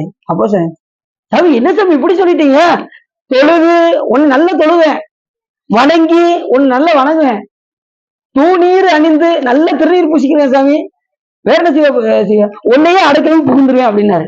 எப்படி சொல்றாரு பார்த்தீங்களா? தொழுது வணங்கி தூணீர் அணிந்து உன் அடைக்கலம் கண்டாய் அணிகொள் பிள்ளை சிற்றம்பலத்தரணே அப்படின்னு சொன்னதுமே உடனே வாப்பா வாப்பா அப்படின்னு சிவம் என்ன பண்ணிட்டாரா, அதை சேர்த்துக்கிட்டா. அப்போ சாமியில பாட்ட சொல்றாரு, துடைக்கினும் போகேன். அது எப்படி சொல்றாரு, அதுவும் 7 பிறவி, எத்தனை பிறவி கொடுத்தாலும் 7 பிறவில கொண்டு போய் நீ விட்டாலும் என்ன புழுவாய் பிறக்கும் புண்ணியா உன் அடி என் மனத்தை வலுவாதிருக்க வரம் தர வேண்டும். தொழுவார்க்கு இறங்கி இருந்த அருசை பாதிரி புலியோர் செழுநீர் புனர்கங்கை செஞ்சடவியல் வைத்த தீவனேன்னு கூட திரு குறுந்தொகையில சொல்றாரு. பெருமானே என்ன புழுவா பிறந்தாலும் என்ன செய்யணும், உனக்கு நான் தொண்டு செஞ்சுக்கிட்டு இருக்கணும் அப்படின்னாரு. சிவன் கோயில்ல இருக்கணும், புழுவா இருந்தா சிவன் கோயில்ல இருக்கணும், அங்க தொண்டு செஞ்சுக்கிட்டு இருக்கணும். அதுல இன்னொன்னு சொல்லுவாரு, புழுவிற்கும் குணம் 4 எனக்கும் அதே அப்படின்ட்டாரு. அப்படி சொல்லிட்டு புழுவினும் கிடையாது அப்படின்னாரு. உணவுக்கும் குணம் 4 என்ன, அது என்ன செய்யுது, நம்ம என்ன செய்யறோம் அப்படின்னா அது உணவுக்கு முற்படுது. புழு உணவுக்காக தேடுது, நாமும் சாப்பாட்டுக்காக வேலை பார்க்கோம். அடுத்து என்ன செய்யறோம், சாப்பிடுறோம், அதுவும் சாப்பிடுது, அது உறங்குது, நம்மளும் உறங்குறோம். 2வது அதுக்கு இன்பத்துன்ப உணர்ச்சி இருக்கு, நமக்கு இன்பத்துன்ப உணர்ச்சி இருக்கு. 4 சொல்லிட்டாரா, சாமி என்கிட்ட எக்ஸ்ட்ரா ஒரு குணம் இருக்கு அப்படின்னாரு. புழுவுக்கும் குணம் 4, எனக்கு எக்ஸ்ட்ரா ஒண்ணு இருக்கு. என்ன இருக்குன்னா வஞ்சகம் என்ன இருக்கு என்கிட்ட அப்படின்னாரு. தன்னை எவ்வளவு தூரம் தாழ்த்துறா பாருங்க, என் வஞ்சகம் என்ன இருக்கு, அதனால நான் என்ன செய்யறேன், புழுவினும் கிடையேன் அப்படி சொல்லிட்டு புனிதனாகிய சிவபெருமானுடைய தமறு அவருடைய உறவாக இருக்கக்கூடிய அடியாருடைய குழுவில் ஒரு குழுவுல ஒரு ஆளா இருக்கணுமா. யார் சொல்றா? அப்பர் சாமி சொல்றாரு, நீ ஏதாவது ஒரு அடியார் குழுவுல போய் உடன் கூட சேரவே அப்படிங்கிறாரு, போய் சேர்ந்துரு அப்படிங்கிறாரு அப்பர் சாமி. இதெல்லாம் நமக்கு ஆதாரம். ஒரு புனிதன் தவறாக விளக்கக்கூடிய அடியாருடைய திருக்கூட்டத்துல நீ ஒரு ஆளா போய் இரு அப்படிங்கிறாரு அப்போ சாமி சொல்றாரு. இப்ப நம்ம குழு பேர் என்ன பேரு? திகழ் உளவார அணி குழு. அப்ப கரெக்டா தான் நம்ம கொண்டு வந்து சேர்த்திருக்காரு. நல்ல ஒரு குழுல சாமி, அதுவும் நமச்சிவாயமூர்த்தி பேர்ல எவ்வளவு பெரிய சிறப்பு. முதல் குருநாதராக வழங்கக்கூடிய திருவாவடுதுறை ஆதீனம் முதல் குருநாதராக வழங்கக்கூடிய நமச்சிவாயமூர்த்திகள் பேர்ல நமக்கு பெரிய ஒரு சிறப்பா நமக்கு கிடைச்சிருக்கு. அதை நம்ம பயன்படுத்திக்கணும், அதை நம்ம தக்க வைத்துக் கொள்ள வேண்டும். சரி, அதுக்கும் அவன் திருவருள் வேணும், நம்மளால முடியாது. சாமியுடைய திருவருள் இருந்தா நம்ம இங்க இருக்கோம். இது நம்மளுக்கு சரி. அப்படி எப்ப சொல்றாங்க நம்ம ஞானிகள் எல்லாமே திருமுறைகளை நமக்கு பாடல்கள் நிறைய இருக்கு. அதனால புழுவினும் கடையேன் அப்படி சொல்லிட்டு அங்க போய் மறுபடியும் மண்ணுலகத்தில் வந்து பிறப்பார்கள். போக முடிவில் புவிதண்ணில் பிறந்து புறந்து புவியெல்லாம் போக வரவே வரை 4 முறையும் உணர்ந்து மொழிந்துடல் மேகன் இறைவன் அவன் அடியை இரண்டர மொழிந்து ஞான யோகம் அடைந்து சிவமாவர் ஊனமும் அனைத்து மொழிந்திடவே. இவங்க என்ன சொல்றாரு அப்படின்னா, பூமியின் கண் வந்து அரையனாக தோன்றி 4 வேதங்களையும் உள்ளபடி ஆராய்ந்து சரீரமும் பொருள் என்று துறந்து தனி முதலாய் நிற்கும் பரமேஸ்வரன் திருவடியை விளங்கும் அழகிய ஞான யோகத்தை பொருந்தி மலமாய கண்களெல்லாம் கெடும்படி சிவத்தோடு கலந்திருக்கும். முதல்ல எங்க போவாங்க? சிவலோகத்துல போய் அந்த இன்பத்தெல்லாம் தூய்ப்பித்து மறுபடியும் கீழே வந்து முறையான பூசையெல்லாம் செய்து அதுக்கப்புறம் சிவபெருமானுடைய திருவடியை போய் இந்த உயிர்கள் அடையும் அப்படின்னு சொல்ற. அது எப்படியா? இந்த 4 வேதங்களையும் உள்ளபடி எல்லாத்தையும் ஆராய்ந்து இந்த வேதங்கள்லையும் சித்தாந்தத்திலையும் என்ன சொல்லப்பட்டிருக்கோ அந்த அதில் சொல்லப்பட்டபடி நடந்து அதில் சிறந்து விளங்கி கடைசி சிவத்தோடு எப்படி இருக்குமா? இது சேர்ந்து இறைவனோடு கலந்து இருக்கும். இறைவனோடு கலக்கிறது தான் முக்தி. கடைசி எப்படி முக்தி? இறைவனோடு கலப்பது. இறைவனோடு எப்படி கலக்க முடியும்? அவர் பேரின்ப பொருள், நம்ம சிற்றின்ப பொருள், நாம எப்படி கலக்க முடியும்? அப்படின்னா இப்ப நம்ம அடங்கிய வியாபகமாக இருந்த நாம் இறைவனோடு கலக்கும் போது முற்று வியாபகமாக எப்படி அந்த நுகர்ச்சியை நாம் அனுபவிப்போம். அதை அனுபவிக்கும் போதுதான் தெரியும். அந்த பேரின்பத்தை அனுபவிக்கும் போதுதான் இப்ப நம்மளுடைய எண்ணம் முழுவதும் எந்த அளவுக்கு இருக்குன்னா, இப்ப அமெரிக்கா நினைச்சா அமெரிக்கா வரைக்கும் நம்ம வியாபகம் போவோம். இப்ப உயிர் வந்து இங்க மட்டும் இருக்கா, வெளியில இருக்கா? நம்ம உயிர் இங்க இருக்கா, வெளியில இருக்கா? உடம்புக்குள்ள இருக்கா, வெளியிலும் இருக்கு, உள்ள இருக்கு. எது வரைக்கும் இருக்கு வெளியில? இப்போ இது வந்து உள்ள, இப்ப வந்து உள்ளுக்குள்ள இருக்குன்னு நீங்க சொல்றீங்க, உடம்புக்குள்ள இருக்குன்னு சொல்றீங்க. உயிர் எங்க? இப்ப வெளியில நீங்க எந்த இடத்துல நீங்க சொல்லுவீங்க ஆதாரமா? எந்த அளவுக்கு வியாபகம்? அமெரிக்காவுக்கு போனா அது வரைக்கும் உங்களோட வியாபகம் இருக்கும், அது வரைக்கும் உங்களோட உயிர் தன்மை இருக்கும். முற்று வியாபகம் எப்போ ஆகுனா இறைவனோடு கலக்கும் போது முற்று வியாபகமா அந்த எண் குணத்தை இறைவன் நமக்கு பதிய வைக்கும் போதுதான் நமக்கு அது அவனோடு கலக்கும் போதுதான் நமக்கு அந்த முற்று வியாபகத்துடைய தன்மை தெரியும். ஏன்னா முற்று வியாபகம் வந்து அந்த எண் குணத்துல ஒண்ணு. முற்றும் உணர்தல், தன்வயத்தினாதல், இயற்கை உணர்வினாதல், இயல்பாகவே பாசங்கள் இருந்து நீங்குதல், தூய உடம்பினாதல், முற்றும் உணர்தல், வரம்பில் இன்பமுடைமை, பேராற்றல், பேரறிவு, இந்த 8 குணமும் இந்த உயிர்கள் பதியும் போது அப்ப முழு வியாபகமா இருக்கும். இது அவங்களுக்கு அப்படி இறைவனோடு அதை கலந்தாதான் அந்த பேரின்பத்தை வெளியில சொல்ல முடியாதுங்கிறாரு யாரு? திருமூலர் என்ன சொல்ற? யான் பெற்ற இன்ப பெருகை வையகம் தான் பற்றி இந்த மறைபொருள் சொல்லிடி ஊன் பற்ற உணர்வுறு மந்திரம் தான் பற்ற தலைப்படுமாமே. தேனு சூப்பரா இருக்குங்க, தேனு அவ்வளவு அருமையா இருக்கு அப்படின்னு அப்படின்னு சாப்பிட்டுட்டு சொல்றேன்னு வச்சுக்கோங்க. நீங்க தேனை பத்தியே தெரியாத நீங்க என்ன செய்வீங்க? அதை வாங்கி கொடுங்க நான் சாப்பிட்டு பார்க்கன்னு சொல்லுவீங்களா, சொல்ல மாட்டீங்களா? அதை வாங்கி நீங்க சாப்பிட்டு பார்த்தாதான் அதனுடைய அருமையும் பெருமையும் உங்களுக்கு தெரியும். அது போல ஞானிகள் எல்லாம் இறைவனுடைய அந்த இன்பத்தை அனுபவித்து இது மாதிரி ஒரு இன்பம் உலகத்துல எங்கேயுமே பெற முடியாது அப்படின்னு அவங்க சொல்லி வச்சு போயிட்டாங்க. அதை நாமளும் நுகர்ந்தா தான் என்ன செய்ய முடியும்? இறைவனுடைய அந்த பேரின்பத்தை நாம் நுகர முடியும். அதுக்கு வழிமுறைகள் என்னன்னா வழிபாடு. இப்படி போனீங்கன்னா இறைவனை நீங்க அடையலாம் அப்படின்னு நமக்கு திருமுறைகள்ல ஆமாறு உன் திருவடிக்கு அகங்குலையேன் அன்புருகேன் பூமாலை புனந்தேத்தேன் புகழ்ந்துரையேன் புத்தேரின் கோமானின் திருக்கோயில் தூகேன் மெழுகேன் கூத்தாடேன் சாமாரை விரைகின்றேன் சதுராளா உன்னை சார்வானே. இப்படி எல்லாம் போனாதான் இறைவனை பார்க்க முடியும். பெருமுலர் காலை மூழ்கி பித்தராகி சிவபெருமானுக்கு நாம் பக்தராகி அரும்போடு மலர்கள் கொண்டு அங்கு ஆர்வத்தை உள்ளே வைத்து விரும்பினால் விளக்கு தூபம் விதியினால் இடவல்லாருக்கு கருமில் கட்டி போல்வார் கடவுள் விரட்டினாரு. இப்படி எல்லாம் போனாதான் பார்க்க முடியும். நிலைபெறுமாறு நிதியல் நெஞ்சே நீ நித்தலும் எம்பிரானுடைய கோயில் புக்கு புலர்வது முன் அழகிட்டு மெழுக்குமிட்டு பூமாலை புனைந்தேத்தி தலையார கும்பிட்டு கூத்தும் ஆடி சங்கரா செய்ய போற்றி என்றும் அலைபுணத்தை செஞ்சடை ஆதி என்றும் அருளா என்றென்றே அலரான் இல்லை என்று இந்த மாதிரி ஞானிகள் சொல்லி வைத்திருக்கபடி நடந்தால் நாம் எங்க போகலாம்? அந்த பேரின்பத்தை நம்ம நுகர போகலாம். சும்மா எழுதி வச்சிருக்காங்க பாடல்கள்ல, இப்படி எல்லாம் நாங்க போனோம் அப்படின்னு அவங்க எழுதி வச்சிருக்காங்க பாடல்ல. அப்ப அந்த வழியில நாம் என்ன செய்யணும்? போவதற்கான முயற்சிகளை நாம் எடுக்கணும். அதுக்குதான் சாமி இந்த பிறப்பு கொடுத்துருக்காரு. இப்படிலாம் அவங்க வந்தாங்கப்பா அருளாளர்களா, நீங்களும் வாங்க அப்படின்னு சாமி அருளாளர் மூலியமா பாடலையும் கொடுத்து இவ்வளவு செய்ய சொன்னா நாம என்ன செய்யறோம்? இது மணி 6 இன்னும் ஒரு அரை மணி நேரம் மட்டும் தூங்கிக்கிறேன் அப்படின்னு டக்குனு என்ன செய்யறோம்? சில பேர் 7 மணி, சில பேர் 8 மணி, சில பேர் கரெக்டா வேலைக்கு போற நேரத்துல 9 மணிக்கு எந்திச்சு 1 மணி நேரம் கிளம்பி 10 மணிக்கு வேலைக்கு போறாங்க. அப்படி ஒரு ஆள் அடின்னு பாத்துருக்கேன். யாரும் சொல்ல மாட்டேன். 9 மணிக்கு எந்திரிச்சு 1 மணி நேரத்துல கிளம்பி வேலைக்கு போயிடுறாங்க. அது வரைக்கும் நல்லா தூங்குறாங்க பாத்துக்கோங்க. தூங்கிட்டே இருந்தோம்னா காலை எப்படி போகும் நீங்களே யோசிச்சுக்கணும். அப்படி ரொம்ப தூங்கினவங்க பின்னாடி ரொம்ப கஷ்டப்படுவாங்க. நமக்கு தூக்கம் ரொம்ப கம்மியா தான் இருக்கும். நான் அடி ஒரு சொற்பொழிவுல சொன்னேன், தூக்கம்லாம் பெரும்பாலும் இருக்கக்கூடாது, ரொம்ப கம்மியா தான் தூக்கம்னு சொன்னதும் உடனே ஒருத்தர் மறுநாள் நான் விடி செல்போன் தாங்க பார்ப்பேன் அப்படிங்கிற. நீங்க எவ்வளவு வச்சாலும் பரவாயில்ல, தூக்கம் ரொம்ப இருக்கக்கூடாது. 8 மணி நேரம் சின்ன பிள்ளைய 8 மணி நேரம் உறங்குன்னு சொல்லி நம்மளும் என்ன செய்யக்கூடாது, நல்ல திருமுறைகள் பாடுங்க, நல்ல கூட கொஞ்ச நேரம் 12 மணி வரைக்கும் நல்லா பயன்படுத்தலாம். 12 அடியனுடைய உறக்கம்லாம் 12 to 5 தான் தினசரி. 12 மணிக்கு உறங்குறது 5 மணிக்கு, 5 மணி நேரம் தான். நிறைய நினைச்சுறாங்க அந்த என்னன்னா ரொம்ப தூங்கி தூங்கி பழகிட்டோம்னு வச்சுக்கோங்களேன், இறைவன் மேல நாட்டம் வராது. ரொம்ப தூங்கிட்டே இருந்தா இறைவன் மேல நாட்டம். அதிகம் சிவபூஜை பற்றிய சிந்தனைகள், சிவபெருமானை பற்றிய சிந்தனைகள், திருமுறையை பற்றிய சிந்தனைகள். நீங்க அவங்க பாடிட்டாங்களா சார்? பாடிட்டாங்களா? இன்னைக்கு ஏழக்கிழமை பாடுவாங்கல்ல, சொன்னாங்களா? முடிச்சிடுறாங்க. வராது. அடையில கூப்பிட்டாங்க, போக முடியல, வேலை. சரி ரைட்டு இருக்கட்டும். அதான் 6 மணி நேரத்துல முடிச்சிடுறாங்க. சரி எல்லாம் சாமி, அதான் 6 மணி நேரம் தான் கரெக்டா. சரி ரைட்டு. அப்ப இன்னைக்கு லீவ் போட்டுருவாங்களா அவங்க வந்து? அப்படியா? மதிய வரைக்கும் பெர்மிஷன் காட்டு போவாங்களோ? சரி பரவாயில்ல, நல்ல சொல்லுவாங்க, சொன்னாங்க பரவாயில்ல.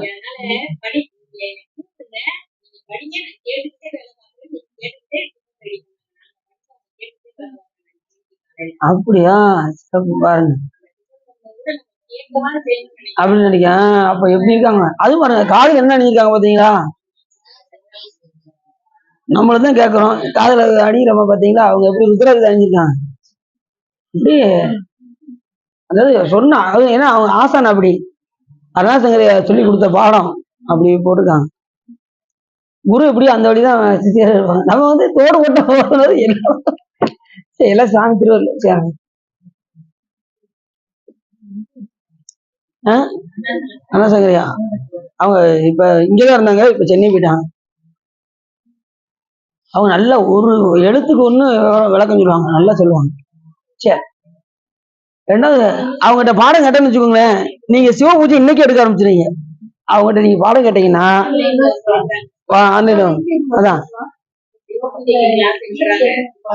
அதான் நம்ம விருதுல அந்த காமாட்சி அம்மா எல்லாம் அவங்க கூட ஆன்லைன் கிளாஸ் படிக்கிறாங்க. இதுலலாம் யூடியூப்ல வர மாட்டாங்க, யூடியூப்ல கிடையாது. இந்த கூகுள் மீட்னு ஒண்ணு இருக்குல்ல, அதுல எல்லாம் சேர்ந்து நைட்டு பாடம் எடுப்பாங்க. சாயங்காலம் 6 to 8 மணி வரைக்கும் பாடம் எடுப்பாங்க. அப்படி அவங்க கிட்ட நீங்க பாடம் கேட்டீங்கன்னு வச்சுக்கோங்களேன், எப்பங்க சிவ பூஜை எடுக்கணும் அப்படின்னு நீங்க உடனே எடுக்க ஆரம்பிச்சிருங்க. அப்படி எல்லாருமே சிவ பூஜை எடுத்துட்டாங்க அவங்க கிட்ட பாடம் கேட்டவங்க. அப்ப எப்படி சொல்லியிருப்பாங்க நீங்களே பாத்துக்கோங்க. நமக்கு இன்னும் அந்த அளவுக்கு குறைப்பு வரல. யாரு அவங்களால? அப்படியா? சமயதிச்சதான் எடுத்திருக்கேன்னு சொன்னாங்க. அது அப்படியா?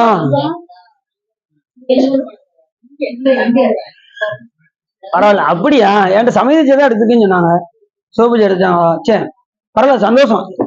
ஏதோ ஒண்ணு, எதுலயோ ஒண்ணு சிவத்துல கூடனா சேர்த்தான். ஒண்ணு சிவ பூஜையில எதுல சிவ சம்பந்தமா இருக்கணும், அவ்வளவுதான். யாரா இருந்தாலும் சரி, சொற்பொழி வந்தாலும் சரி, அவ்வளவுதான் வித்தியாசம். சிவ பூஜை ரொம்ப முக்கியம். அப்படி அடுத்து சொல்றாரு, இன்னைக்கு உள்ள அவங்களுக்குரிய இதுதான் திருமுறை, நம்ம ராஜாமாக்குரிய இதாதான் வருது இன்னைக்கு. அந்த திருமுறைப்பட்டி செஞ்சு கொடுக்குறவங்க எல்லாம் எங்க போயிருப்பாங்க? 21 தலைமுறை சோழகத்துல போயிருப்பாங்க. 21 தலைமுறை யாரும் நரகம் போக மாட்டாங்க சொல்றாங்க. நிர்மலனாகிய சிவன அருளி செய்த சிவாகமத்தை மாணாக்கருக்கு உபதேசிக்கும் இயலுடைய சிவஞான தானத்தை அந்த விதத்தையே இயலை கற்போருக்கு உலகமெல்லாம் நிறைந்து நிற்கும் கீர்த்தியும் ஒப்பில்லாத போக வேதங்களும் பூமியில் வாழும் செயலை அவமதித்து நினையாது ஒளிதலை பெற்று ஒளிஞாண்டு பிறவாத முக்தி உண்டாகும் பொருட்டு சொன்னோம். இது வரைக்கும் இதை பத்தி சொன்னோம், சிவஞான தானத்தை பத்தி சொன்னோம். மேற்சிறந்த சிவ ஆச்சிரமம், அந்த இதை ஆச்சிரமமா அமைக்கிறதுக்கு என்ன செய்யலாம் அப்படின்னு சொல்றாரு. ஆச்சிரமத்தை அமைப்பதற்கு என்ன செய்யணும்னா, எல்லையை நிமித்து 5 முழ உயரத்தில் ஒரு திரு மதிலையும் அதனை சூழ புறத்து எல்லையில் அழகு நிறைந்த பூந்தோப்பினையும் அதன் புறத்திலே நீரால் நிறைந்த பொய்கைகளையும் அதை சூழ மலை போன்ற கோபுரத்தை விட்டு நீங்காத திருமதிரை சிறக்கும்படி செய்ய வேண்டும். இப்ப வேற ஒன்றும் கிடையாது. இது என்னன்னா, அந்த திருமுறை பெட்டி சொன்னோம் பார்த்தீங்களா, அதே மாதிரி வீட்டிலேயே நம்ம என்ன செய்யலாமா, இந்த மாதிரி மதில்கள் எல்லாம் கோபுரம் மாதிரி நம்ம செய்யறது. அந்த காலத்துலாம் பெரிய பெரிய வீடுகளா இருக்கும். என்ன செய்வாங்க, அந்த மாதிரி இப்போ ஒரு வீடு பார்த்தீங்கன்னா மூடு கொண்டு தான் இருக்கு, சின்ன சின்ன வீடா இருக்கு. இதுல நம்ம இந்த மதில்கள் எல்லாம் செய்யறது கொஞ்சம் கஷ்டம் தான். இருக்கிறவங்க என்ன செய்யலாம், இந்த மாதிரி செய்துக்கலாம். பூந்தோப்புக்கெல்லாம் அமைத்து, பூந்தோப்புக்கள் எல்லாம் அமைத்து, என்ன திருமதில்களை அமைத்து, நீரால் நிறைந்த பொய்கையில் சிறு குளத்தை அமைத்து இந்த மாதிரி செய்து கொள்ளலாம். அப்படி செய்தால் மாலும் பிறத்திருக்கும் பிரம்மனும் தேடுதற்கரிய சிவனது சீவாதத்தை அடைய கருதுவார். முன்னர் கூறிய முதல்வரணத்தை நடுவாக நியமிக்க எல்லையிலே திருமடத்தினை 3 இடமாக எடுத்து அதன் மேலே நிகரில்லாத நிர்மலனாகிய சிவன் அருளி செய்த சிவாகமங்களை அப்படி எழுந்தல் செய்து, எதை அந்த மாதிரி சிவ ஆச்சிரமத்தை எழுந்தல் செய்து அதுல சிவருமானுடைய 5 திருமுறைகளை எல்லாம் எடுத்து அங்கே வைத்து அருளி செய்த சிவாகமங்கள், சிவருமானுடைய சிவ ஆகமங்கள்லாம் வேற இல்லை, சிவருமான் அருளி செய்த ஆகமங்கள் மற்றும் திருமுறைகள், இதை எல்லாமே என்ன செய்யணும். ஏற்கனவே போன முறை என்ன சொன்னோம், திருமுறை பெட்டியை பத்தி சொன்னோம். அந்த பெட்டி எப்படி எல்லாம் இருக்கணும், அது எத்தனை அங்குலத்துல இருக்கணும், அதுல எப்படி அந்த இதை பாதுகாத்து வைக்கணும் அப்படிங்கிறத பத்தி சென்ற முறை சொன்னோம்.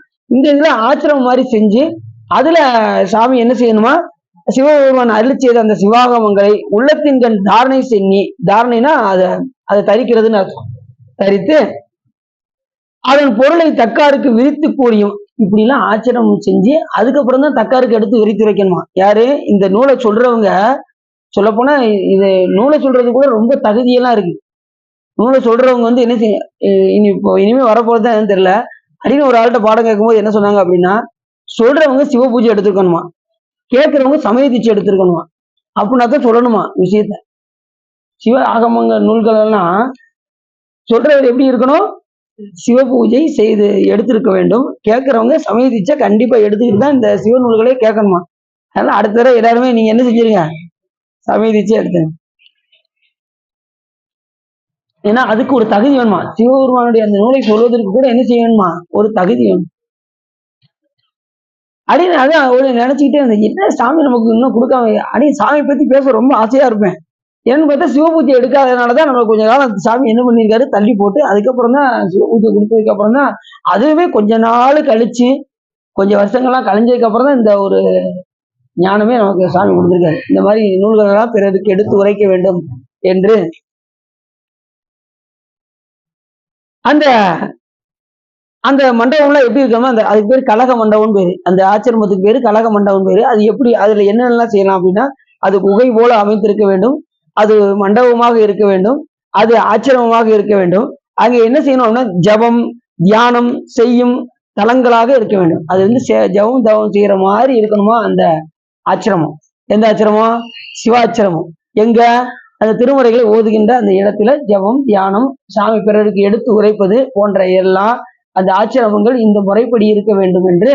அது எப்படி சொன்னாரு, அந்த மதில் எப்படி இருக்கணுமா, எல்லையில் அழகு நிறைந்த பூந்தோப்பினையும் புறத்திலே நீரால் நிறைந்த பொய்கைகளையும் அது மலை போன்ற கோபுரத்தை விட்டு நீங்காத திரு மதில்களோடு இருந்து அதுலதான் என்ன செய்யணுமா, இந்த நூல்கள் எல்லாம் சிவனுடைய அந்த வாக்கிய நூல்களை எல்லாம் சிவ வாக்கியங்களை அங்கே தாரணம் செய்து அங்கே நிலைநிறுத்தி பிறருக்கு எடுத்து உரைப்பது போன்ற நிலைகள் எல்லாம் இப்படிதான் செய்யணும் அப்படின்னு நமக்கு நூல் சொல்லுது.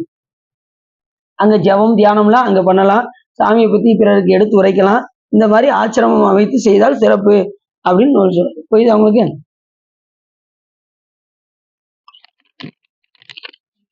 ஜபம் தியானம், ஜபம் எப்படி பண்ணுவீங்க, வழக்கம் போல வேகமா தான் அப்படிங்களா? எப்பயும் போல ஒரு நிமிஷம் தாங்க படிக்கிட்டு இருக்கேன். இப்ப நீங்க சொன்னதுக்கு அப்புறம் கூட ஒரு நிமிஷம் கூட்டியிருக்கேன் அப்படிங்கிற நிதானமா அவசரம் இல்லாம ஜபம் தியானம்னா அதிக நேரம் பண்ணணும். சரண கமலா நீங்க சொற்பொழில சொல்லியிருக்கீங்க, 1/2 நிமிஷம் பண்ணா போதும். சரண கமலாலயத்தை 1/2 நிமிஷம் நேரம் மட்டும் சொல்லி 30 செகண்ட்ல முடிச்சுட்டு போயிடறாங்க. குடும்ப அளவுக்கு என்ன செய்யுங்க, எவ்வளவு தூரம் நீங்க ஆழ்ந்து சிந்திக்கிறீங்களோ அதுக்கு தகுந்த மாதிரி உங்களுக்கு இன்பம். இறைவனை ஆழ சிந்தனை பண்ண பண்ண பண்ண நமக்கு ஆழ்ந்த இன்பம். அவனை மறக்க மறக்க மறக்க மறக்க நமக்கு துன்பம். நினைப்பு அதிகமாக இருந்தால் இன்பம் வரும், நினைப்பு குறைவாக இருந்தால் துன்பம். அப்ப இறைவனை அதிகமாக நம்ம என்ன செய்யணும், சிந்திக்கணும். புரியுதா உங்களுக்கு? அதான் ஜபம் தியானம்.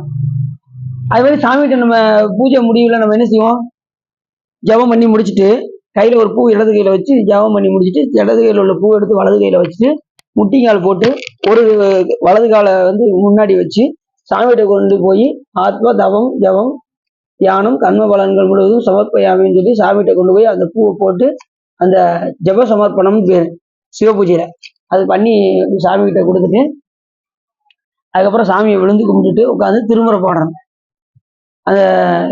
அந்த தியானம் இதெல்லாம் வந்து யாருன்னா எல்லாமே சாமிகிட்ட கொடுத்துடணும். ஜபம் பண்ணாலும் சரி, தியானம் பண்ணாலும் சரி, நீங்க அன்னன்னைக்கு செய்யக்கூடிய நல்வினை தீவினை பயனா இருந்தாலும் சரி, நீங்க பண்ண சிவ பூஜையா இருந்தாலும் சரி, எல்லாமே சிவ புண்ணியம் கிடைக்கும்ல. நீங்க செய்யற எல்லாத்துக்கும் ஒரு புண்ணியம் வரும்ல, அத்தனையும் யார்கிட்ட கொண்டு போய் கொடுத்துடணும், சிவகொண்ட கொண்டு போய் கொடுக்கணும். சிவ பூஜை பண்ணது எனக்கு தான் அப்படின்னு இருக்கக்கூடாது, எல்லாமே சாமிகிட்ட கொண்டு போய் ஒப்படைச்சோம். நன்மை தீமை முழுதும் நீ அப்படின்னாரு மாணிக்காசர். நன்மை தீமை அப்படி பல பாடல்கள்ல மாணிக்காசர் பெருமான் சொல்றாரு. அந்த உழைத்த பத்துல நிறைய இடத்துல சொல்றாரு. சே அப்படி அதுல ஒண்ணு சொன்னாரு, குலைத்தால் பண்டை கொடுவினை நோய் காவாய் உடையாய் கொடுவினையே உழைத்தால் உறுதி உண்டோதான் உமையால் கனவாய் இணையாழ்வாய். அப்ப உழைத்தாதான் உறுதி கிடைக்கும், உழைக்கிறன்னா உறுதி கிடைக்காது. ஆனா பணி அதிகமாக செய்ய வேண்டும். இறைவன் மேல அதிகமா பணி செய்ய செய்ய செய்ய அவனை அதிகமாக நினைக்கலாம். குறைவா பணி செய்ய செய்ய அதுக்கு தகுந்த மாதிரி குறைவா தான் இறைவனை நினைக்க முடியும் அப்படின்னு நமக்கு நூல் சொல்லுது.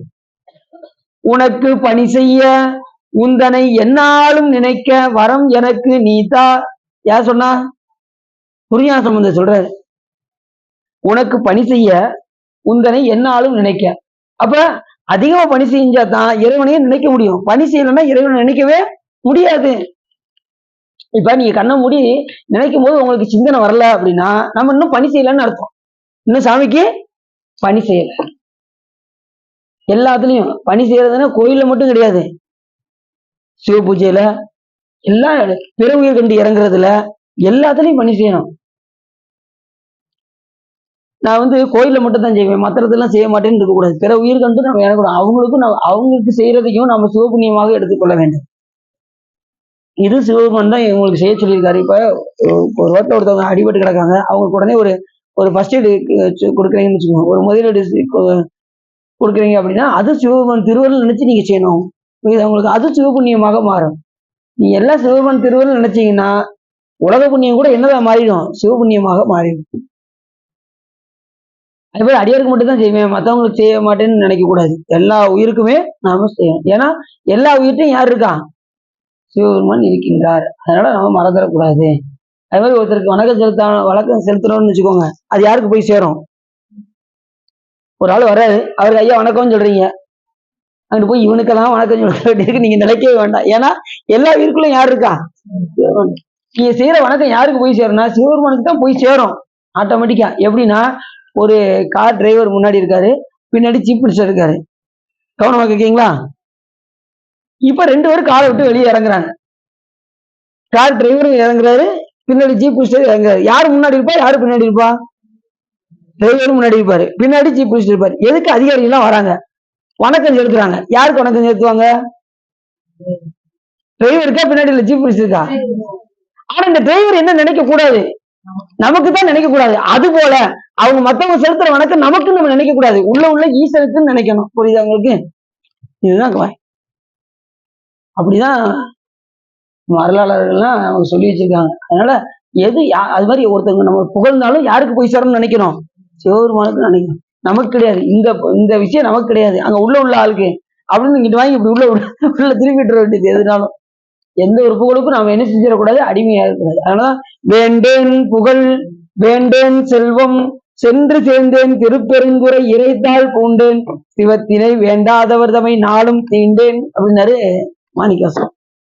வேண்டேன் புகழ், புகழை பார்த்தாலும் ஓடுறாரு மாணிக்காசம். வேண்டேன் புகழ் அப்படின்னாரு, வேண்டேன் செல்வம் அப்படின்னாரு. நம்ம செல்வத்தை நோக்கி தான் ஓடிக்கிட்டு இருக்கோம். ஏன்னா வாழ்க்கை நமக்கு அப்படி ஓடிக்கிட்டு இருக்கு. அதனால செல்வத்தை தேடி ஓடிக்கிட்டு இருக்கு. அந்த செல்வத்தையும் எப்படி பயன்படுத்தணும், அடியார்களுக்காக பயன்படுத்த வேண்டும் என்று அருளாளர்கள் எல்லாம் நம்ம சொல்லி வச்சிருக்காங்க. தேடிய மாடு நீடு செல்வமும் தில்லை மன்றினுள்ள ஆடிய பெருமான் அன்பருக்கே ஆவண ஆகும் என்று நாடிய மனத்தினோடு நாயன்மார் அணைந்த போது கூடிய மகிழ்ச்சி பொங்க குறைவர கொடுத்து வந்தார். நீங்க சேர்த்து வைத்த செல்வம்னா யாருக்கு போய் சேரணும்? ஆடிய பெருமான் யாரு? அவருடைய அடியார்களுக்கு போனா அது ஆகும், மற்றது ஆகாது அப்படின்றாரு. மற்றபடி நீங்க எதுல செலவு பண்ணாலும் அது ஆகாது அப்படின்னு. இப்படி நான் ஒரு ஆள்கிட்ட சொல்லிக்கிட்டு இருந்தேன். அவர் என்ன பண்ணாரு, நான் என் பிள்ளைகளை பூவும் அடியார் ஆக்கி அவ பேர்ல எழுதி வச்சுட்டு போயிருவேனே அப்படின்னு அப்படியே கேட்டுங்கிறேன். நான் அடியார் என்ன சொல்றேன், அப்படியே அவங்க அடியார் ஆகட்டும், அடியார் அவங்க கொடுத்துட்டு போட்டுமே, அது நல்லது தானே. அடியார் ஆகட்டும், அடியார் ஆக்குங்க, அப்படியே சொத்து. ஏன்னா நமக்கு நூல்கள் சொல்றது, அதுக்கு சொல்றேன் நான் உங்களுக்கு புரியுதா? இதெல்லாம் ஒரு பாயிண்ட் நமக்கு. அடியாருக்கு போனா சிறப்பு, அடியார் ஆகலைன்னா அவங்க தீட்சை எடுத்து அடியார் ஆயிட்டாங்கன்னா அவங்க தாராளமா நீங்க கொடுத்துட்டு போகலாம். புரியுதா உங்களுக்கு? அப்படி இருக்கும். அது தேடிய மாடு நீண்டு செல்வமும் தில்லை மண்டில் அவங்க நடராஜ பெருமானுக்கு அடியாராக இருந்தா கண்டிப்பா அவங்க கொடுத்து நீங்க போகலாம். போகும்போது நிம்மதியா உயிர் போகும். ஆகா ஒரு அடியாருக்கு கொடுத்துட்டோம் அப்படிங்கிற நிம்மதியோட போகும். தேடிய மாடு நீடு செல்வம், நீடு செல்வம்னா முன்னோர் சேர்த்து செல்வத்தை போய் நீங்க அடுத்தவங்க கொடுக்க நீங்க யோசிப்பீங்கல்ல, அப்ப அடியார் ஆக்குங்க, உங்க பிள்ளைங்க அடியார் ஆக்குங்க. அவங்களுக்கு போய் கொடுக்கவா அப்படின்னு நமக்கு மனசுக்குள்ள இது சில சஞ்சலங்கள்லாம் எல்லாரையும் அடியாராக்கி அவங்களுக்கு கொடுத்துட்டு போங்க. தேடிய ஆணித்தரம் சொல்லிக்கிட்டே இருங்க அப்படிங்கிறாங்க. எல்லாத்தையும் அடியார் ஆக்குங்க அப்படின்னு. இப்படிதான் இருக்கணும். புரியுது அவங்களுக்கு? ஆடிய பெருமான் அன்பருக்கே ஆவணம், அது ஒண்ணுதான் ஆகும், மற்றதெல்லாம் ஆகாதுன்றார். ஆவணம் ஆகும் என்று நாடிய மனத்தினோடு நாயன்மார் அணைந்த போது, அது வேற எந்த அடியார்களும் நம்ம நாடி வந்தாலும் அவங்களுக்கும் அன்போடு கொடுக்கணுங்கிறார். ஓப்போடு கொடுக்கணும், அது தொடர்ந்து செய்யணும், மனம் உகந்து செய்யணும், மன நோகாம செய்யணும், நொந்து செய்யக்கூடாது அப்படின்னு நமக்கு நூல் சொல்லுது. புரியுது அவங்களுக்கு? அப்படி இந்த மாதிரி ஜபம் தியானம் எல்லாம் நம்ம அந்த சிவ ஆசிரமத்தில் செய்ய வேண்டும். அங்கே ஆன்மாக்கள் பாசம் இணைக்கு பகைவனுமாய் நாத தத்துவம் கடந்தவனுமாய் ஆவரணம் காண ஒண்ணாத கர்த்தாவுமாக விளங்கக்கூடிய கல்லாளி நீள் எழுந்த தேவர் இது. அந்த சிவ ஆசிரமத்துல யார் நிறுவனமா தட்சிணாமூர்த்தமாக விளங்கக்கூடிய சிவபெருமானுக்கு அங்க ஆலயமாக செய்ய வேண்டும். அந்த சிவ ஆசிரமத்துல தட்சிணாமூர்த்தியை நிறுவ வேண்டும். ஏன்னா அங்க திருமுறைகளை பற்றி பிறருக்கு போதிக்கிறதுனால அங்க யாரை வைக்கணுமா? தட்சிணாமூர்த்தியை வைக்க வேண்டும். இப்ப நம்மளே நம்ம சொல்றோம் அப்படின்னா இந்த இடத்துல கண்டிப்பா எந்த படம் இருக்கணுமா? தட்சிணாமூர்த்தி படம் இருக்கணுமா? அப்போ அப்படி இருந்துதான் நம்ம சிவ ஆகமங்கள் எல்லாம் சிவ வாக்கியத்தெல்லாம் எடுத்து சொல்ல வேண்டும் என்று நமக்கு சிவ தர்மத்தில் நமக்கு சொல்லுது. அக்னி திசை முதல் என் திசை ஈராக கொண்டு அக்னி திசையிலே திரு மடப்பள்ளி, இங்க ஒரு மடப்பள்ளி இருக்கணுமா? கிழக்கே சத்திரசாலையும் ஈசான திசையிலே சிவபூஜையும் அக்னி காரியமும் செய்து யாகசாலையும் வடக்கே திரு ஆபரண முதலிய சேமிக்கும் பொற்பண்டாரமும், அங்க எப்பயுமே சேமிக்கக்கூடிய பொற்பண்டாரமும், வாயு திசையில் எண்ணெய் கடந்த பெரிய நெற்சேருக்கு மேற்கே திருவஞ்சனம் அமைக்கும் உரையும், அதாவது சாமிக்கு அபிஷேகம் பண்ணக்கூடிய அந்த இதெல்லாம் அங்க ஒரு இடத்துல இருக்கணுமா? தர்பை புல் இருக்கணுமா? இப்படி இந்த மடத்துக்கு தேவையானதெல்லாம் நாம் அங்கேயே வைக்க வேண்டும் அப்படின்னு அடுத்த பாட்டில் சொல்றாரு. தட்சிணாமூர்த்தத்தை சிலை முதலியவற்றால் திருமேனி கொண்டு பதியாகி அந்த தட்சிணாமூர்த்தி தம்பிராருக்கு ஏற்றபடி சிவாகமங்களில் விதித்த வண்ணம் மற்றுமுள்ள பிரதிஷ்டா கர்மங்களும் பக்தியினால் செய்து 5ஆம் நிலத்தை தாவித்து எந்த காலத்திலும் மகா பூஜை நடக்கும் வண்ணம் விளைநிலங்களும் பொன் முதலிய நிதிகளும் கொடுத்து தங்கள் இடத்திற்குண்டாகிய குற்றம் வரும்படி யாவருக்கும் தோன்றாமல் அவரவர் உள்ளத்தில் நிற்கும் துணைவனை தோத்திரம் செய்து வணங்குகிறார். அவரவர் உள்ளத்துல எப்படி சாமி எழுந்தருள் செய்கின்றாரோ அந்த முறைப்படி அந்த தட்சிணாமூர்த்தத்தை வைத்து அவரவர்கள் விருப்பப்படி குற்றம் அறுபடி, நாம் எத்தனையோ செய்த குற்றம் செய்திருப்போம்ல, அந்த குற்றம்லாம் அறுபடி சிவபெருமானை நாம் வேண்ட வேண்டும் அப்படின்னு சொல்றாரு. அப்படி அதுக்கப்புறம் என்ன செய்யணுமா, அது தியாக ஸ்தாபனம் செஞ்சு முடிச்சதுக்கு அப்புறம் தட்சிணாமூர்த்தியை பிரதிஷ்டை செஞ்சு வச்சதுக்கு அப்புறம் அவன் ஆசிரியருக்கு அந்த இதை நிறுவனத்துக்கு அப்புறம் அவங்க உட்கார்ந்து சொல்லுவார் பாருங்க, ஆசிரியர் ஆசான் சொல்லுவார்ல, அவருக்கு என்ன செய்யணுமா, அந்த இப்படிப்பட்ட ஆசிரியருக்கு தனம் துகில், தனம்னா செல்வம், துகில்னா ஆடை, துகில்னா ஆடை தெரியுமா உங்களுக்கு, ஆடை முதலியவை கொடுத்து ஒரு காலம் குறைவுபடாத குணம் ஒழுக்கம் விரதம் இவைகளுடைய பிராமணருக்கும் சிவன் அடியாரான மாகேஸ்வரருக்கும் முடவர் சிறு பிள்ளைகள் சரீரத்திலே நோயை உடையவர்கள் குருடர் விருத்தன்மையோர் இவருக்கும் அன்னம் விரும்பும்படி ஆதரவினாலே புசிப்பிக்க. இப்படி அடியார்கள் மாகேஸ்வர பூஜை, அடியாருடைய பூஜை, பிராமணர்களுக்கு என்ன, அது போன்று முடவர்களுக்கு இவங்க எல்லாத்தையும் அமர வைத்து அவர்களுக்கு என்ன செய்யணுமா, புசிக்கும்படி அன்னம் கொடுக்க வேண்டும் என்று நமக்கு. அதாவது என்ன சொல்றாங்கன்னா, பொதுவா என்ன சொல்றதுன்னா, அடியார்கள் மட்டும் அல்லாம மற்றவர்களுக்கும் கொடுக்க வேண்டும் அப்படின்னு சொல்லுது. புரியுதா உங்களுக்கு? இதெல்லாம் முறைப்படி நம்ம இந்த அன்னதானம் வைக்கிறோம் பாத்தீங்களா, ஒரு நிகழ்ச்சி முடிஞ்சது எல்லாருமே வந்து அன்னம் படிக்கிறாங்களா, அந்த மாதிரி செய்யணும்னு சொல்லுது நூல் வந்து. இப்ப ஒரு நிகழ்ச்சி முடிஞ்சதுக்கு அப்புறம் நம்ம மட்டும் இல்லாம பிறருக்கும் கொடுக்கணும் அப்படிங்கறத இந்த கருத்தை இந்த இடத்துல வைக்கிறாங்க. புரியுதா? சரி. அப்படி பூமியின் கண் விளங்கும் சிற்ப சாஸ்திரத்தின் விதியினால் சிவபுரத்தை சிறக்கும் வண்ணம் செய்தால் மீண்டும் பூமியின் கண் பிறவாமல் சிவலோகத்தை அடைந்து, இப்படி செஞ்சவங்க மீண்டும் எங்க வரமாட்டாங்கன்னா, பிறவாமல் சிவலோகத்தை அடைந்து இனிதாய போகங்களை அருந்தி பின் கெடாத மாயையோடு கொடிதாய கண்மமும் ஆணவும் விட்டு நீங்கி மேலாகிய சத்திய ஞானம் உண்டாக நின்பலனாகிய சிவனது சீபாதத்தை அடைவார். எப்படி சொல்றாங்க பாத்தீங்களா? இந்த மாதிரி முறைப்படி செஞ்சா எங்க போவாங்க, சிவபெருமானுடைய சீவாதத்தை அடைவார்கள், சிவபெருமானுடைய திருவடியை அடைவார்கள் என்று சொல்லும். இது வந்து இன்னும் இப்ப நிறைய போகும். இன்னும் பாருங்க, நரகியல் சொற்கையெல்லாம் ரொம்ப பயங்கரமா இருக்கும். அதெல்லாம் நம்ம தெரிஞ்சுக்கணும். இந்த நூல் வந்து ரொம்ப முக்கியமானது. அப்படின்னா நம்ம என்ன செய்ய மாட்டோம், தவறு செய்வதற்கு தெரிய மாட்டோம். அப்படிதான் நூல்கள். சரி, அப்ப என்ன சொல்றாரு, அந்த நம்ம கிட்ட இருக்கக்கூடிய கொடிதாக இருக்கக்கூடிய கண்மம் ஆணவம் விட்டு நீங்கி மேலாகிய சத்திய ஞானம் உண்டாக, இந்த ஞானம் இல்லாம என்ன செய்ய முடியாது, சிவபெருமானுடைய திருவடியை அடைய முடியாது. இப்ப நம்ம தவறு செய்வதற்கு துணிவது எது என்று கேட்டால், நம்மளுடைய ஆணவ மூலம்தான் தவறு செய்வதற்கு துணியும். அது மெலிவடைய செய்து விட்டோம் என்றால் நமக்கு என்ன உண்டாயிரும், ஞானம் உண்டாகிவிடும். அதற்கு அடிப்படையாக இருக்கக்கூடியது கண்ம மலமும் ஆயா மலமும். இந்த ரெண்டு மலத்தை கூட்டி வச்சு சாமி என்ன பண்றாரு, அந்த ஆணவ மலத்தை கொஞ்சம் கொஞ்சமா அதை வேலை செய்ய விடாம ஆக்குறாரு. ஆணவ மலத்தை அழிக்க முடியுமா, சிவபெருமானால அழிக்க முடியுமா, அழிக்க முடியுமா? ஆணவ மலத்தை யாரும் சிவபெருமானே நினைச்சாலும் அழிக்க முடியாது. அது என்றும் உள்ள பொருள். என்றும் உள்ள பொருள்னா பதி பசு பாசம் மூன்றும் என்றும் உள்ள பொருள். நீ இந்த உலகத்துல எந்த பொருள் எடுத்தாலும் இந்த மூணு பொருளுக்குள்ள அடைக்கலாம். பதி பசு பாசம். பதி என்பது இறைவன், பசு என்பது உயிர்கள், பாசம் என்பது தலைகள், அதாவது கண்மம் மாயை ஆணம். அந்த அஞ்சையுமே ஆணை பிரிச்சு சொல்லுவாங்க, கேள்விப்பட்டிருக்கீங்களா? அஞ்சு. இப்ப அஞ்சு சொல்றோம். இப்ப கண்மம் மாயை ஆணவம் இது ஒரு 3, பதி பசு 5, எக்ஸ்ட்ரா ஒண்ணு சொல்லுவாங்க பாத்திருக்கீங்களா? அது என்ன அப்படின்னா, மாயைய 2 பகுதியாக பிரிச்சு சுத்தமாயை அசுத்தமாயா பிரிப்பாங்க. 6 பொருள் உண்மைன்னு சொல்லி சொல்லுவாங்க. சித்தத்தில் நடத்துவாங்க, பாத்தீங்கன்னா தெரியும், 6 பொருள் உண்மை அப்படின்னு. அப்படி மாயை 2ஆக பிரிச்சு அது சுத்தமாயை என்றும் அசுத்தமாயை என்றும். இப்ப சாமி ஏன்னா இப்படி கொடுத்து, சாமி பாத்தீங்கன்னா இந்த மாயைய முழுசும் பயன்படுத்தவே இல்லையா, ஒரு துளிதான் பயன்படுத்துறாராம் மாயைய. அதுவே நமக்கு எப்படி தெரியுது, இந்த உலகம் மிக பெருசா இருக்கு, ரொம்ப வியப்பா இருக்கு இந்த மாயையை பார்த்தாலே. ஒரு கூறு, லேசா ஒரு கூரைத்தான் பயன்படுத்துறாராம் மாயை. அவர் மொத்த மாயையும் பயன்படுத்துறான்னு வச்சுக்கோங்க, அப்ப எப்படி இருக்கும் நீங்களே யோசிச்சு பாத்துக்கோங்க. இப்ப வேற ஒண்ணும் வேண்டாம், இப்ப ஒண்ணும் இல்ல, இப்ப ஒரு மண்டபத்துக்கு நீங்க போறீங்க, எத்தனையோ அந்த தார்பாய் இருக்கு பாத்தீங்களா, விரிச்சு விரிச்சு விரிச்சு மடக்கி வச்சிருப்பாங்க பாத்திருக்கீங்களா?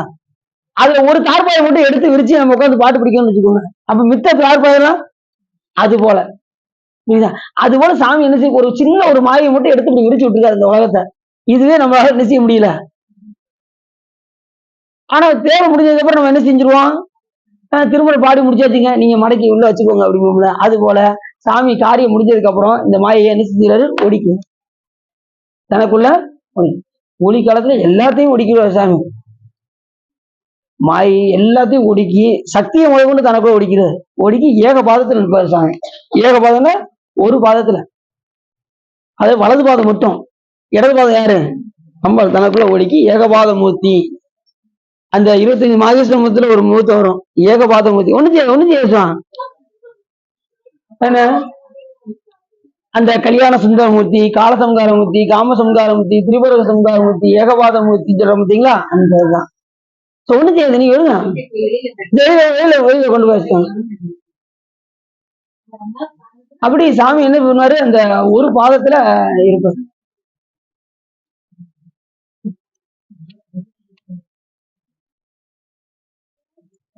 அப்படி இந்த மாயை நம்மளிடம் இருந்து கண்மமும் போகணும், மாயையும் போகணும். கண்மம் இல்லாம செய்யறதுக்கு ஏற்கனவே உங்ககிட்ட சொல்லியிருக்கேன். கண்மம் வந்து ஆகாமிய சஞ்சித வினைய குருநாதர் எரிச்சிருவாரு. உங்களுக்கு தீட்சை கொடுக்கும்போது முன் செய்த வினைகள் நீங்கிரும். ஆகாமி வினையை அன்றாட அனுஷ்டானத்துல நீங்க கொடுத்துருவீங்க. அன்னன்னைக்கு செய்யக்கூடிய வினைகளை சாமிகிட்ட கொடுத்துருவீங்க. இந்த பிராப்த வினையை அனுபவிக்கும் போது இன்பம் வந்தாலும் துன்பம் வந்தாலும் எல்லாம் சிவன் செயல் என்று அனுபவிச்சு தீர்த்துட்டீங்கன்னா உங்களுக்கு என்ன வராது? வினைகள் வராது. புரிஞ்சிச்சா? நீங்க அனுபவிக்கும் போது இன்பம் வந்தாலும் என்ன செஞ்சிடக்கூடாது? ஆடிடக்கூடாது. துன்பம் வந்தாலும் ரொம்ப தோண்டு போயிடக்கூடாது. எல்லாம் ஈசன் திருவருளால் நடக்கு. அவருக்கு தெரியாம ஒண்ணு நமக்கு நடக்காது அப்படிங்கிறத உணர்ந்து பிராப்த வினையை பொறுத்து கொள்ளுதல். புரியுதா? எது வந்தாலும் அதை பொறுத்து கொண்டு ஈசன் செயல் என்று நினைச்சிட்டோம்னா நமக்கு என்ன வராது? பிராப்தவனை. அப்ப 3 வினை நீங்க நமக்கு எங்க போயிருவோம்? சிவபெருமானுடைய சீவாதத்தை அடைவோம் அப்படின்னு இந்த இடத்துல சொல்றாரு. அப்ப அந்த அளவுக்கு நம்ம என்ன செய்யணும்? அதை பொறுத்து கொள்ள வேண்டும். இன்பம் வரும்போது ரொம்ப ஆடிடக்கூடாது, துன்பம் போது ரொம்ப மூளையில போய் உட்காந்துடக்கூடாது. சரி, ஏதோ நம்ம செஞ்சிருக்கோம், அதனால சாமி இதை எடுத்து நம்ம கூட்டியிருக்காரு. அவருக்கு தெரியாம நமக்கு ஒண்ணு ஏதாவது நடக்குமா? இன்பம் வந்தாலும் துன்பம் வந்தாலும் சிவபெருமான தெரியாம நமக்கு வருமா? இன்னைக்கு ரொம்ப நம்ம சந்தோஷம் இருக்குன்னு வச்சுக்கோங்க. வீடு, மனைவி, மக்கள், வாசல் இதெல்லாம் நம்ம கிட்ட இருக்கு அப்படின்னா நாம ஏதோ புண்ணியம் பண்ணியிருக்கோம், அதனால சிவபெருமான் நமக்கு வழங்கியிருக்கின்றார். இப்ப உதாரணத்துக்கு சொல்றேனே, இப்போ ஒரு ஜெயில் வார்டன் இருக்காருன்னு வச்சுக்கோங்களேன். ஜெயில் வார்டன்ட்ட கவர்மெண்ட் என்ன செய்யும்?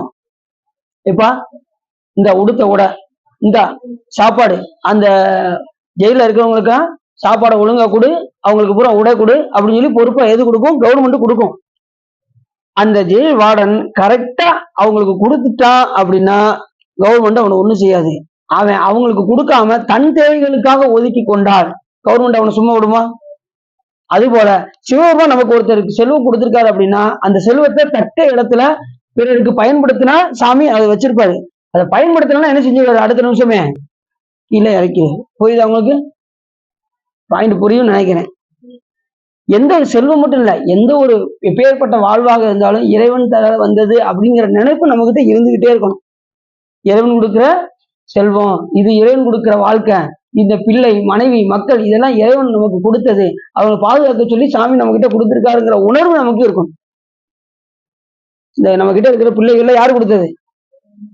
அதனால நமக்கு பெற்றோர்னே பேரு. யார்கிட்ட இருந்து பெற்றிருக்கோம்? சாமி எப்பா இந்த பிள்ளைய ஒழுங்கா சிவபூஜை பண்ண வைக்கணும், புரிஞ்சுதா அப்படின்னு சாமி கொடுத்தாருன்னா நாம எவ்வளவு படம் பண்ணாலும் பாடுறா அப்படின்னு நினைச்சிடக்கூடாது. அறிவுல கொண்டு போய் விட்டுறக்கூடாது. இந்தப்பா செல்போன் கூட 2 செல்போன் வாங்கி கொடுங்க, செல்போன் வாங்கி விட்டுறக்கூடாது. நல்லா சிவபூஜை பண்ணுப்பா, திருமுறைகள் பாடுப்பான்னு சொல்லி சொல்லி சொல்லி சொல்லி கொடுக்கணும். அவங்களுக்கு சொல்லி கொடுத்து அவங்கள வளர்க்கணும். அதுக்குதான் சாமி நமக்கு பிள்ளைய கொடுத்துருக்காரு. புரியுது அவங்களுக்கு? பிள்ளை எது கொடுத்திருக்காரு? அவங்க எப்படியாவது சிவபுண்ணியம் பெற செய்து அவங்களையும் மேல்நிலைக்கு உயர்த்த வேண்டும் என்பதற்காக சாமி நமக்கு குழந்தைய கொடுத்துருக்காரு. அதுக்குத்தான் குழந்தைகள்லாம். ஏன்னா இது வச்சு எத்தனையோ உயிர்கள் மாறி வரும் என்பதற்காக தான். அப்படியா? சரிங்க. பிரசாதமா சார்? நேற்று கொடுத்த பிரசாதம். சரி சரி, ஓகே, சரிங்க. அப்படி சாமி ஒவ்வொருத்தருக்கும் ஒண்ணு வச்சிருக்காரு. இப்ப செல்வத்தை கொடுத்தாருன்னா இப்ப இந்த உயிர் செல்வம் செய்யும், தர்மம் செய்யும் சொல்லி சாமி ஒரு இடத்துல செல்வத்தை கொடுப்பாரு. அவர் செய்யலைன்னா யாரோட குற்றம்? அந்த உயிரோட. அதனாலதான் அது மாதிரி மற்றவங்களை பார்த்து நம்ம என்ன செய்யக்கூடாது? பொறாமப்படக்கூடாது. நேற்றெல்லாம் நல்லா தான் இருந்தான், திடீர்னு அவனுக்கு எப்படிதான் வாழ்வு வந்ததோ அப்படின்னு என்ன செய்யக்கூடாது? செய்யக்கூடாது. அது நமக்கு தான் இழுக்கு. அவங்களுக்கு மற்றவங்க உயர்ந்து இருந்தாங்கன்னா அவங்க செய்த புண்ணியத்தினால் உயர்ந்திருக்கின்றார்கள் அப்படின்னு நினைக்கணும். பிற உயர்ந்திருந்தா அவங்க புண்ணியம் பண்ணியிருக்காங்க. இப்ப சைக்கிள் ஒருத்தர் போறாரு, ஒருத்தர் ஸ்கூட்டர்ல போறாரு, ஒருத்தர் கார்ல போறாரு. என்ன தெரியுது இதுல இருந்து உங்களுக்கு? முடிஞ்சிருச்சா? இது அவ்வளவுதானா? காலியா? தண்ணி கொஞ்சம் குடிக்க பேசிக்கிட்டே குடிச்சதே தெரியல. பேசிட்டு குடிச்சதே தெரியல. என்ன இப்ப ஒருத்தர் சைக்கிள்ல போறாரு, ஒருத்தர் ஸ்கூட்டர்ல போறாரு, ஒருத்தர் கார்ல போறாரு. உங்களுக்கு என்ன தெரியுது? அதுல எப்படி அவங்க செய்த புண்ணியம் அப்படின்னு பாக்கணும். சைக்கிள் போறவரு அவர் அவ்வளவுதான் புண்ணியம் செஞ்சிருக்காரு. ஸ்கூட்டர்ல போறவர் அவர் கொஞ்சம் பரவாயில்லாம செஞ்சிருக்காரு. கார்ல போறவங்க அதோட புண்ணியம் செஞ்சிருக்காங்கன்னு நினைக்கணும். அவங்கள போய் நம்ம என்ன செய்யக்கூடாது, வயிறு எறிஞ்சு பேசிடக்கூடாது. அவனுக்கு வந்த வாழ்வு அப்படி அப்படின்ட்டு என்ன செய்யக்கூடாது. அதனால எல்லாம் சிவபெருமான் திருவருள்னு நினைக்கிறேன். ரைட், அவங்களுக்கு கொடுத்துருக்காரு. அது அவங்க அதுவுமே அவங்க கரெக்டா பயன்படுத்தினால் அவங்க அந்த நிலையில இருப்பாங்க.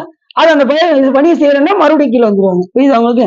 எல்லாமே இறைவனுடைய திருவிழாவில தான் நடக்கும். அதனால கொடுத்ததை நாம அந்த சிவபுண்ணியமாக நாம் பயன்படுத்த வேண்டும் தான் நம்ம அருளாளர்கள் சொல்லி இருக்க சொல்லி நாம அடுத்து தொடர்ந்து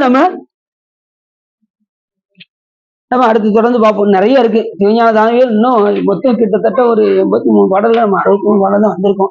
பார்ப்போம். இன்னும் அடுத்த மாசம் அடுத்த வாரம் அடுத்த வாரம் ஒவ்வொரு இடத்துல ஒரு மாசத்துக்கு ஒருக்க ஒரு இடத்துல பேசுவோம்னா அந்த இடத்துல அடுத்த மாசம் பார்ப்போம் அப்படின்னு சொல்ல வருது.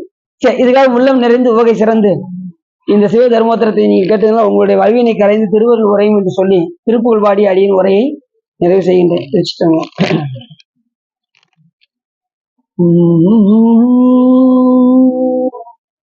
அபகார நிந்தை பட்டு உழலாதே அறியாத வஞ்சரை குறியாதே உபதேச மந்திர பொருளாளே உனை நான் நினைந்து அருள் பெறுவேனோ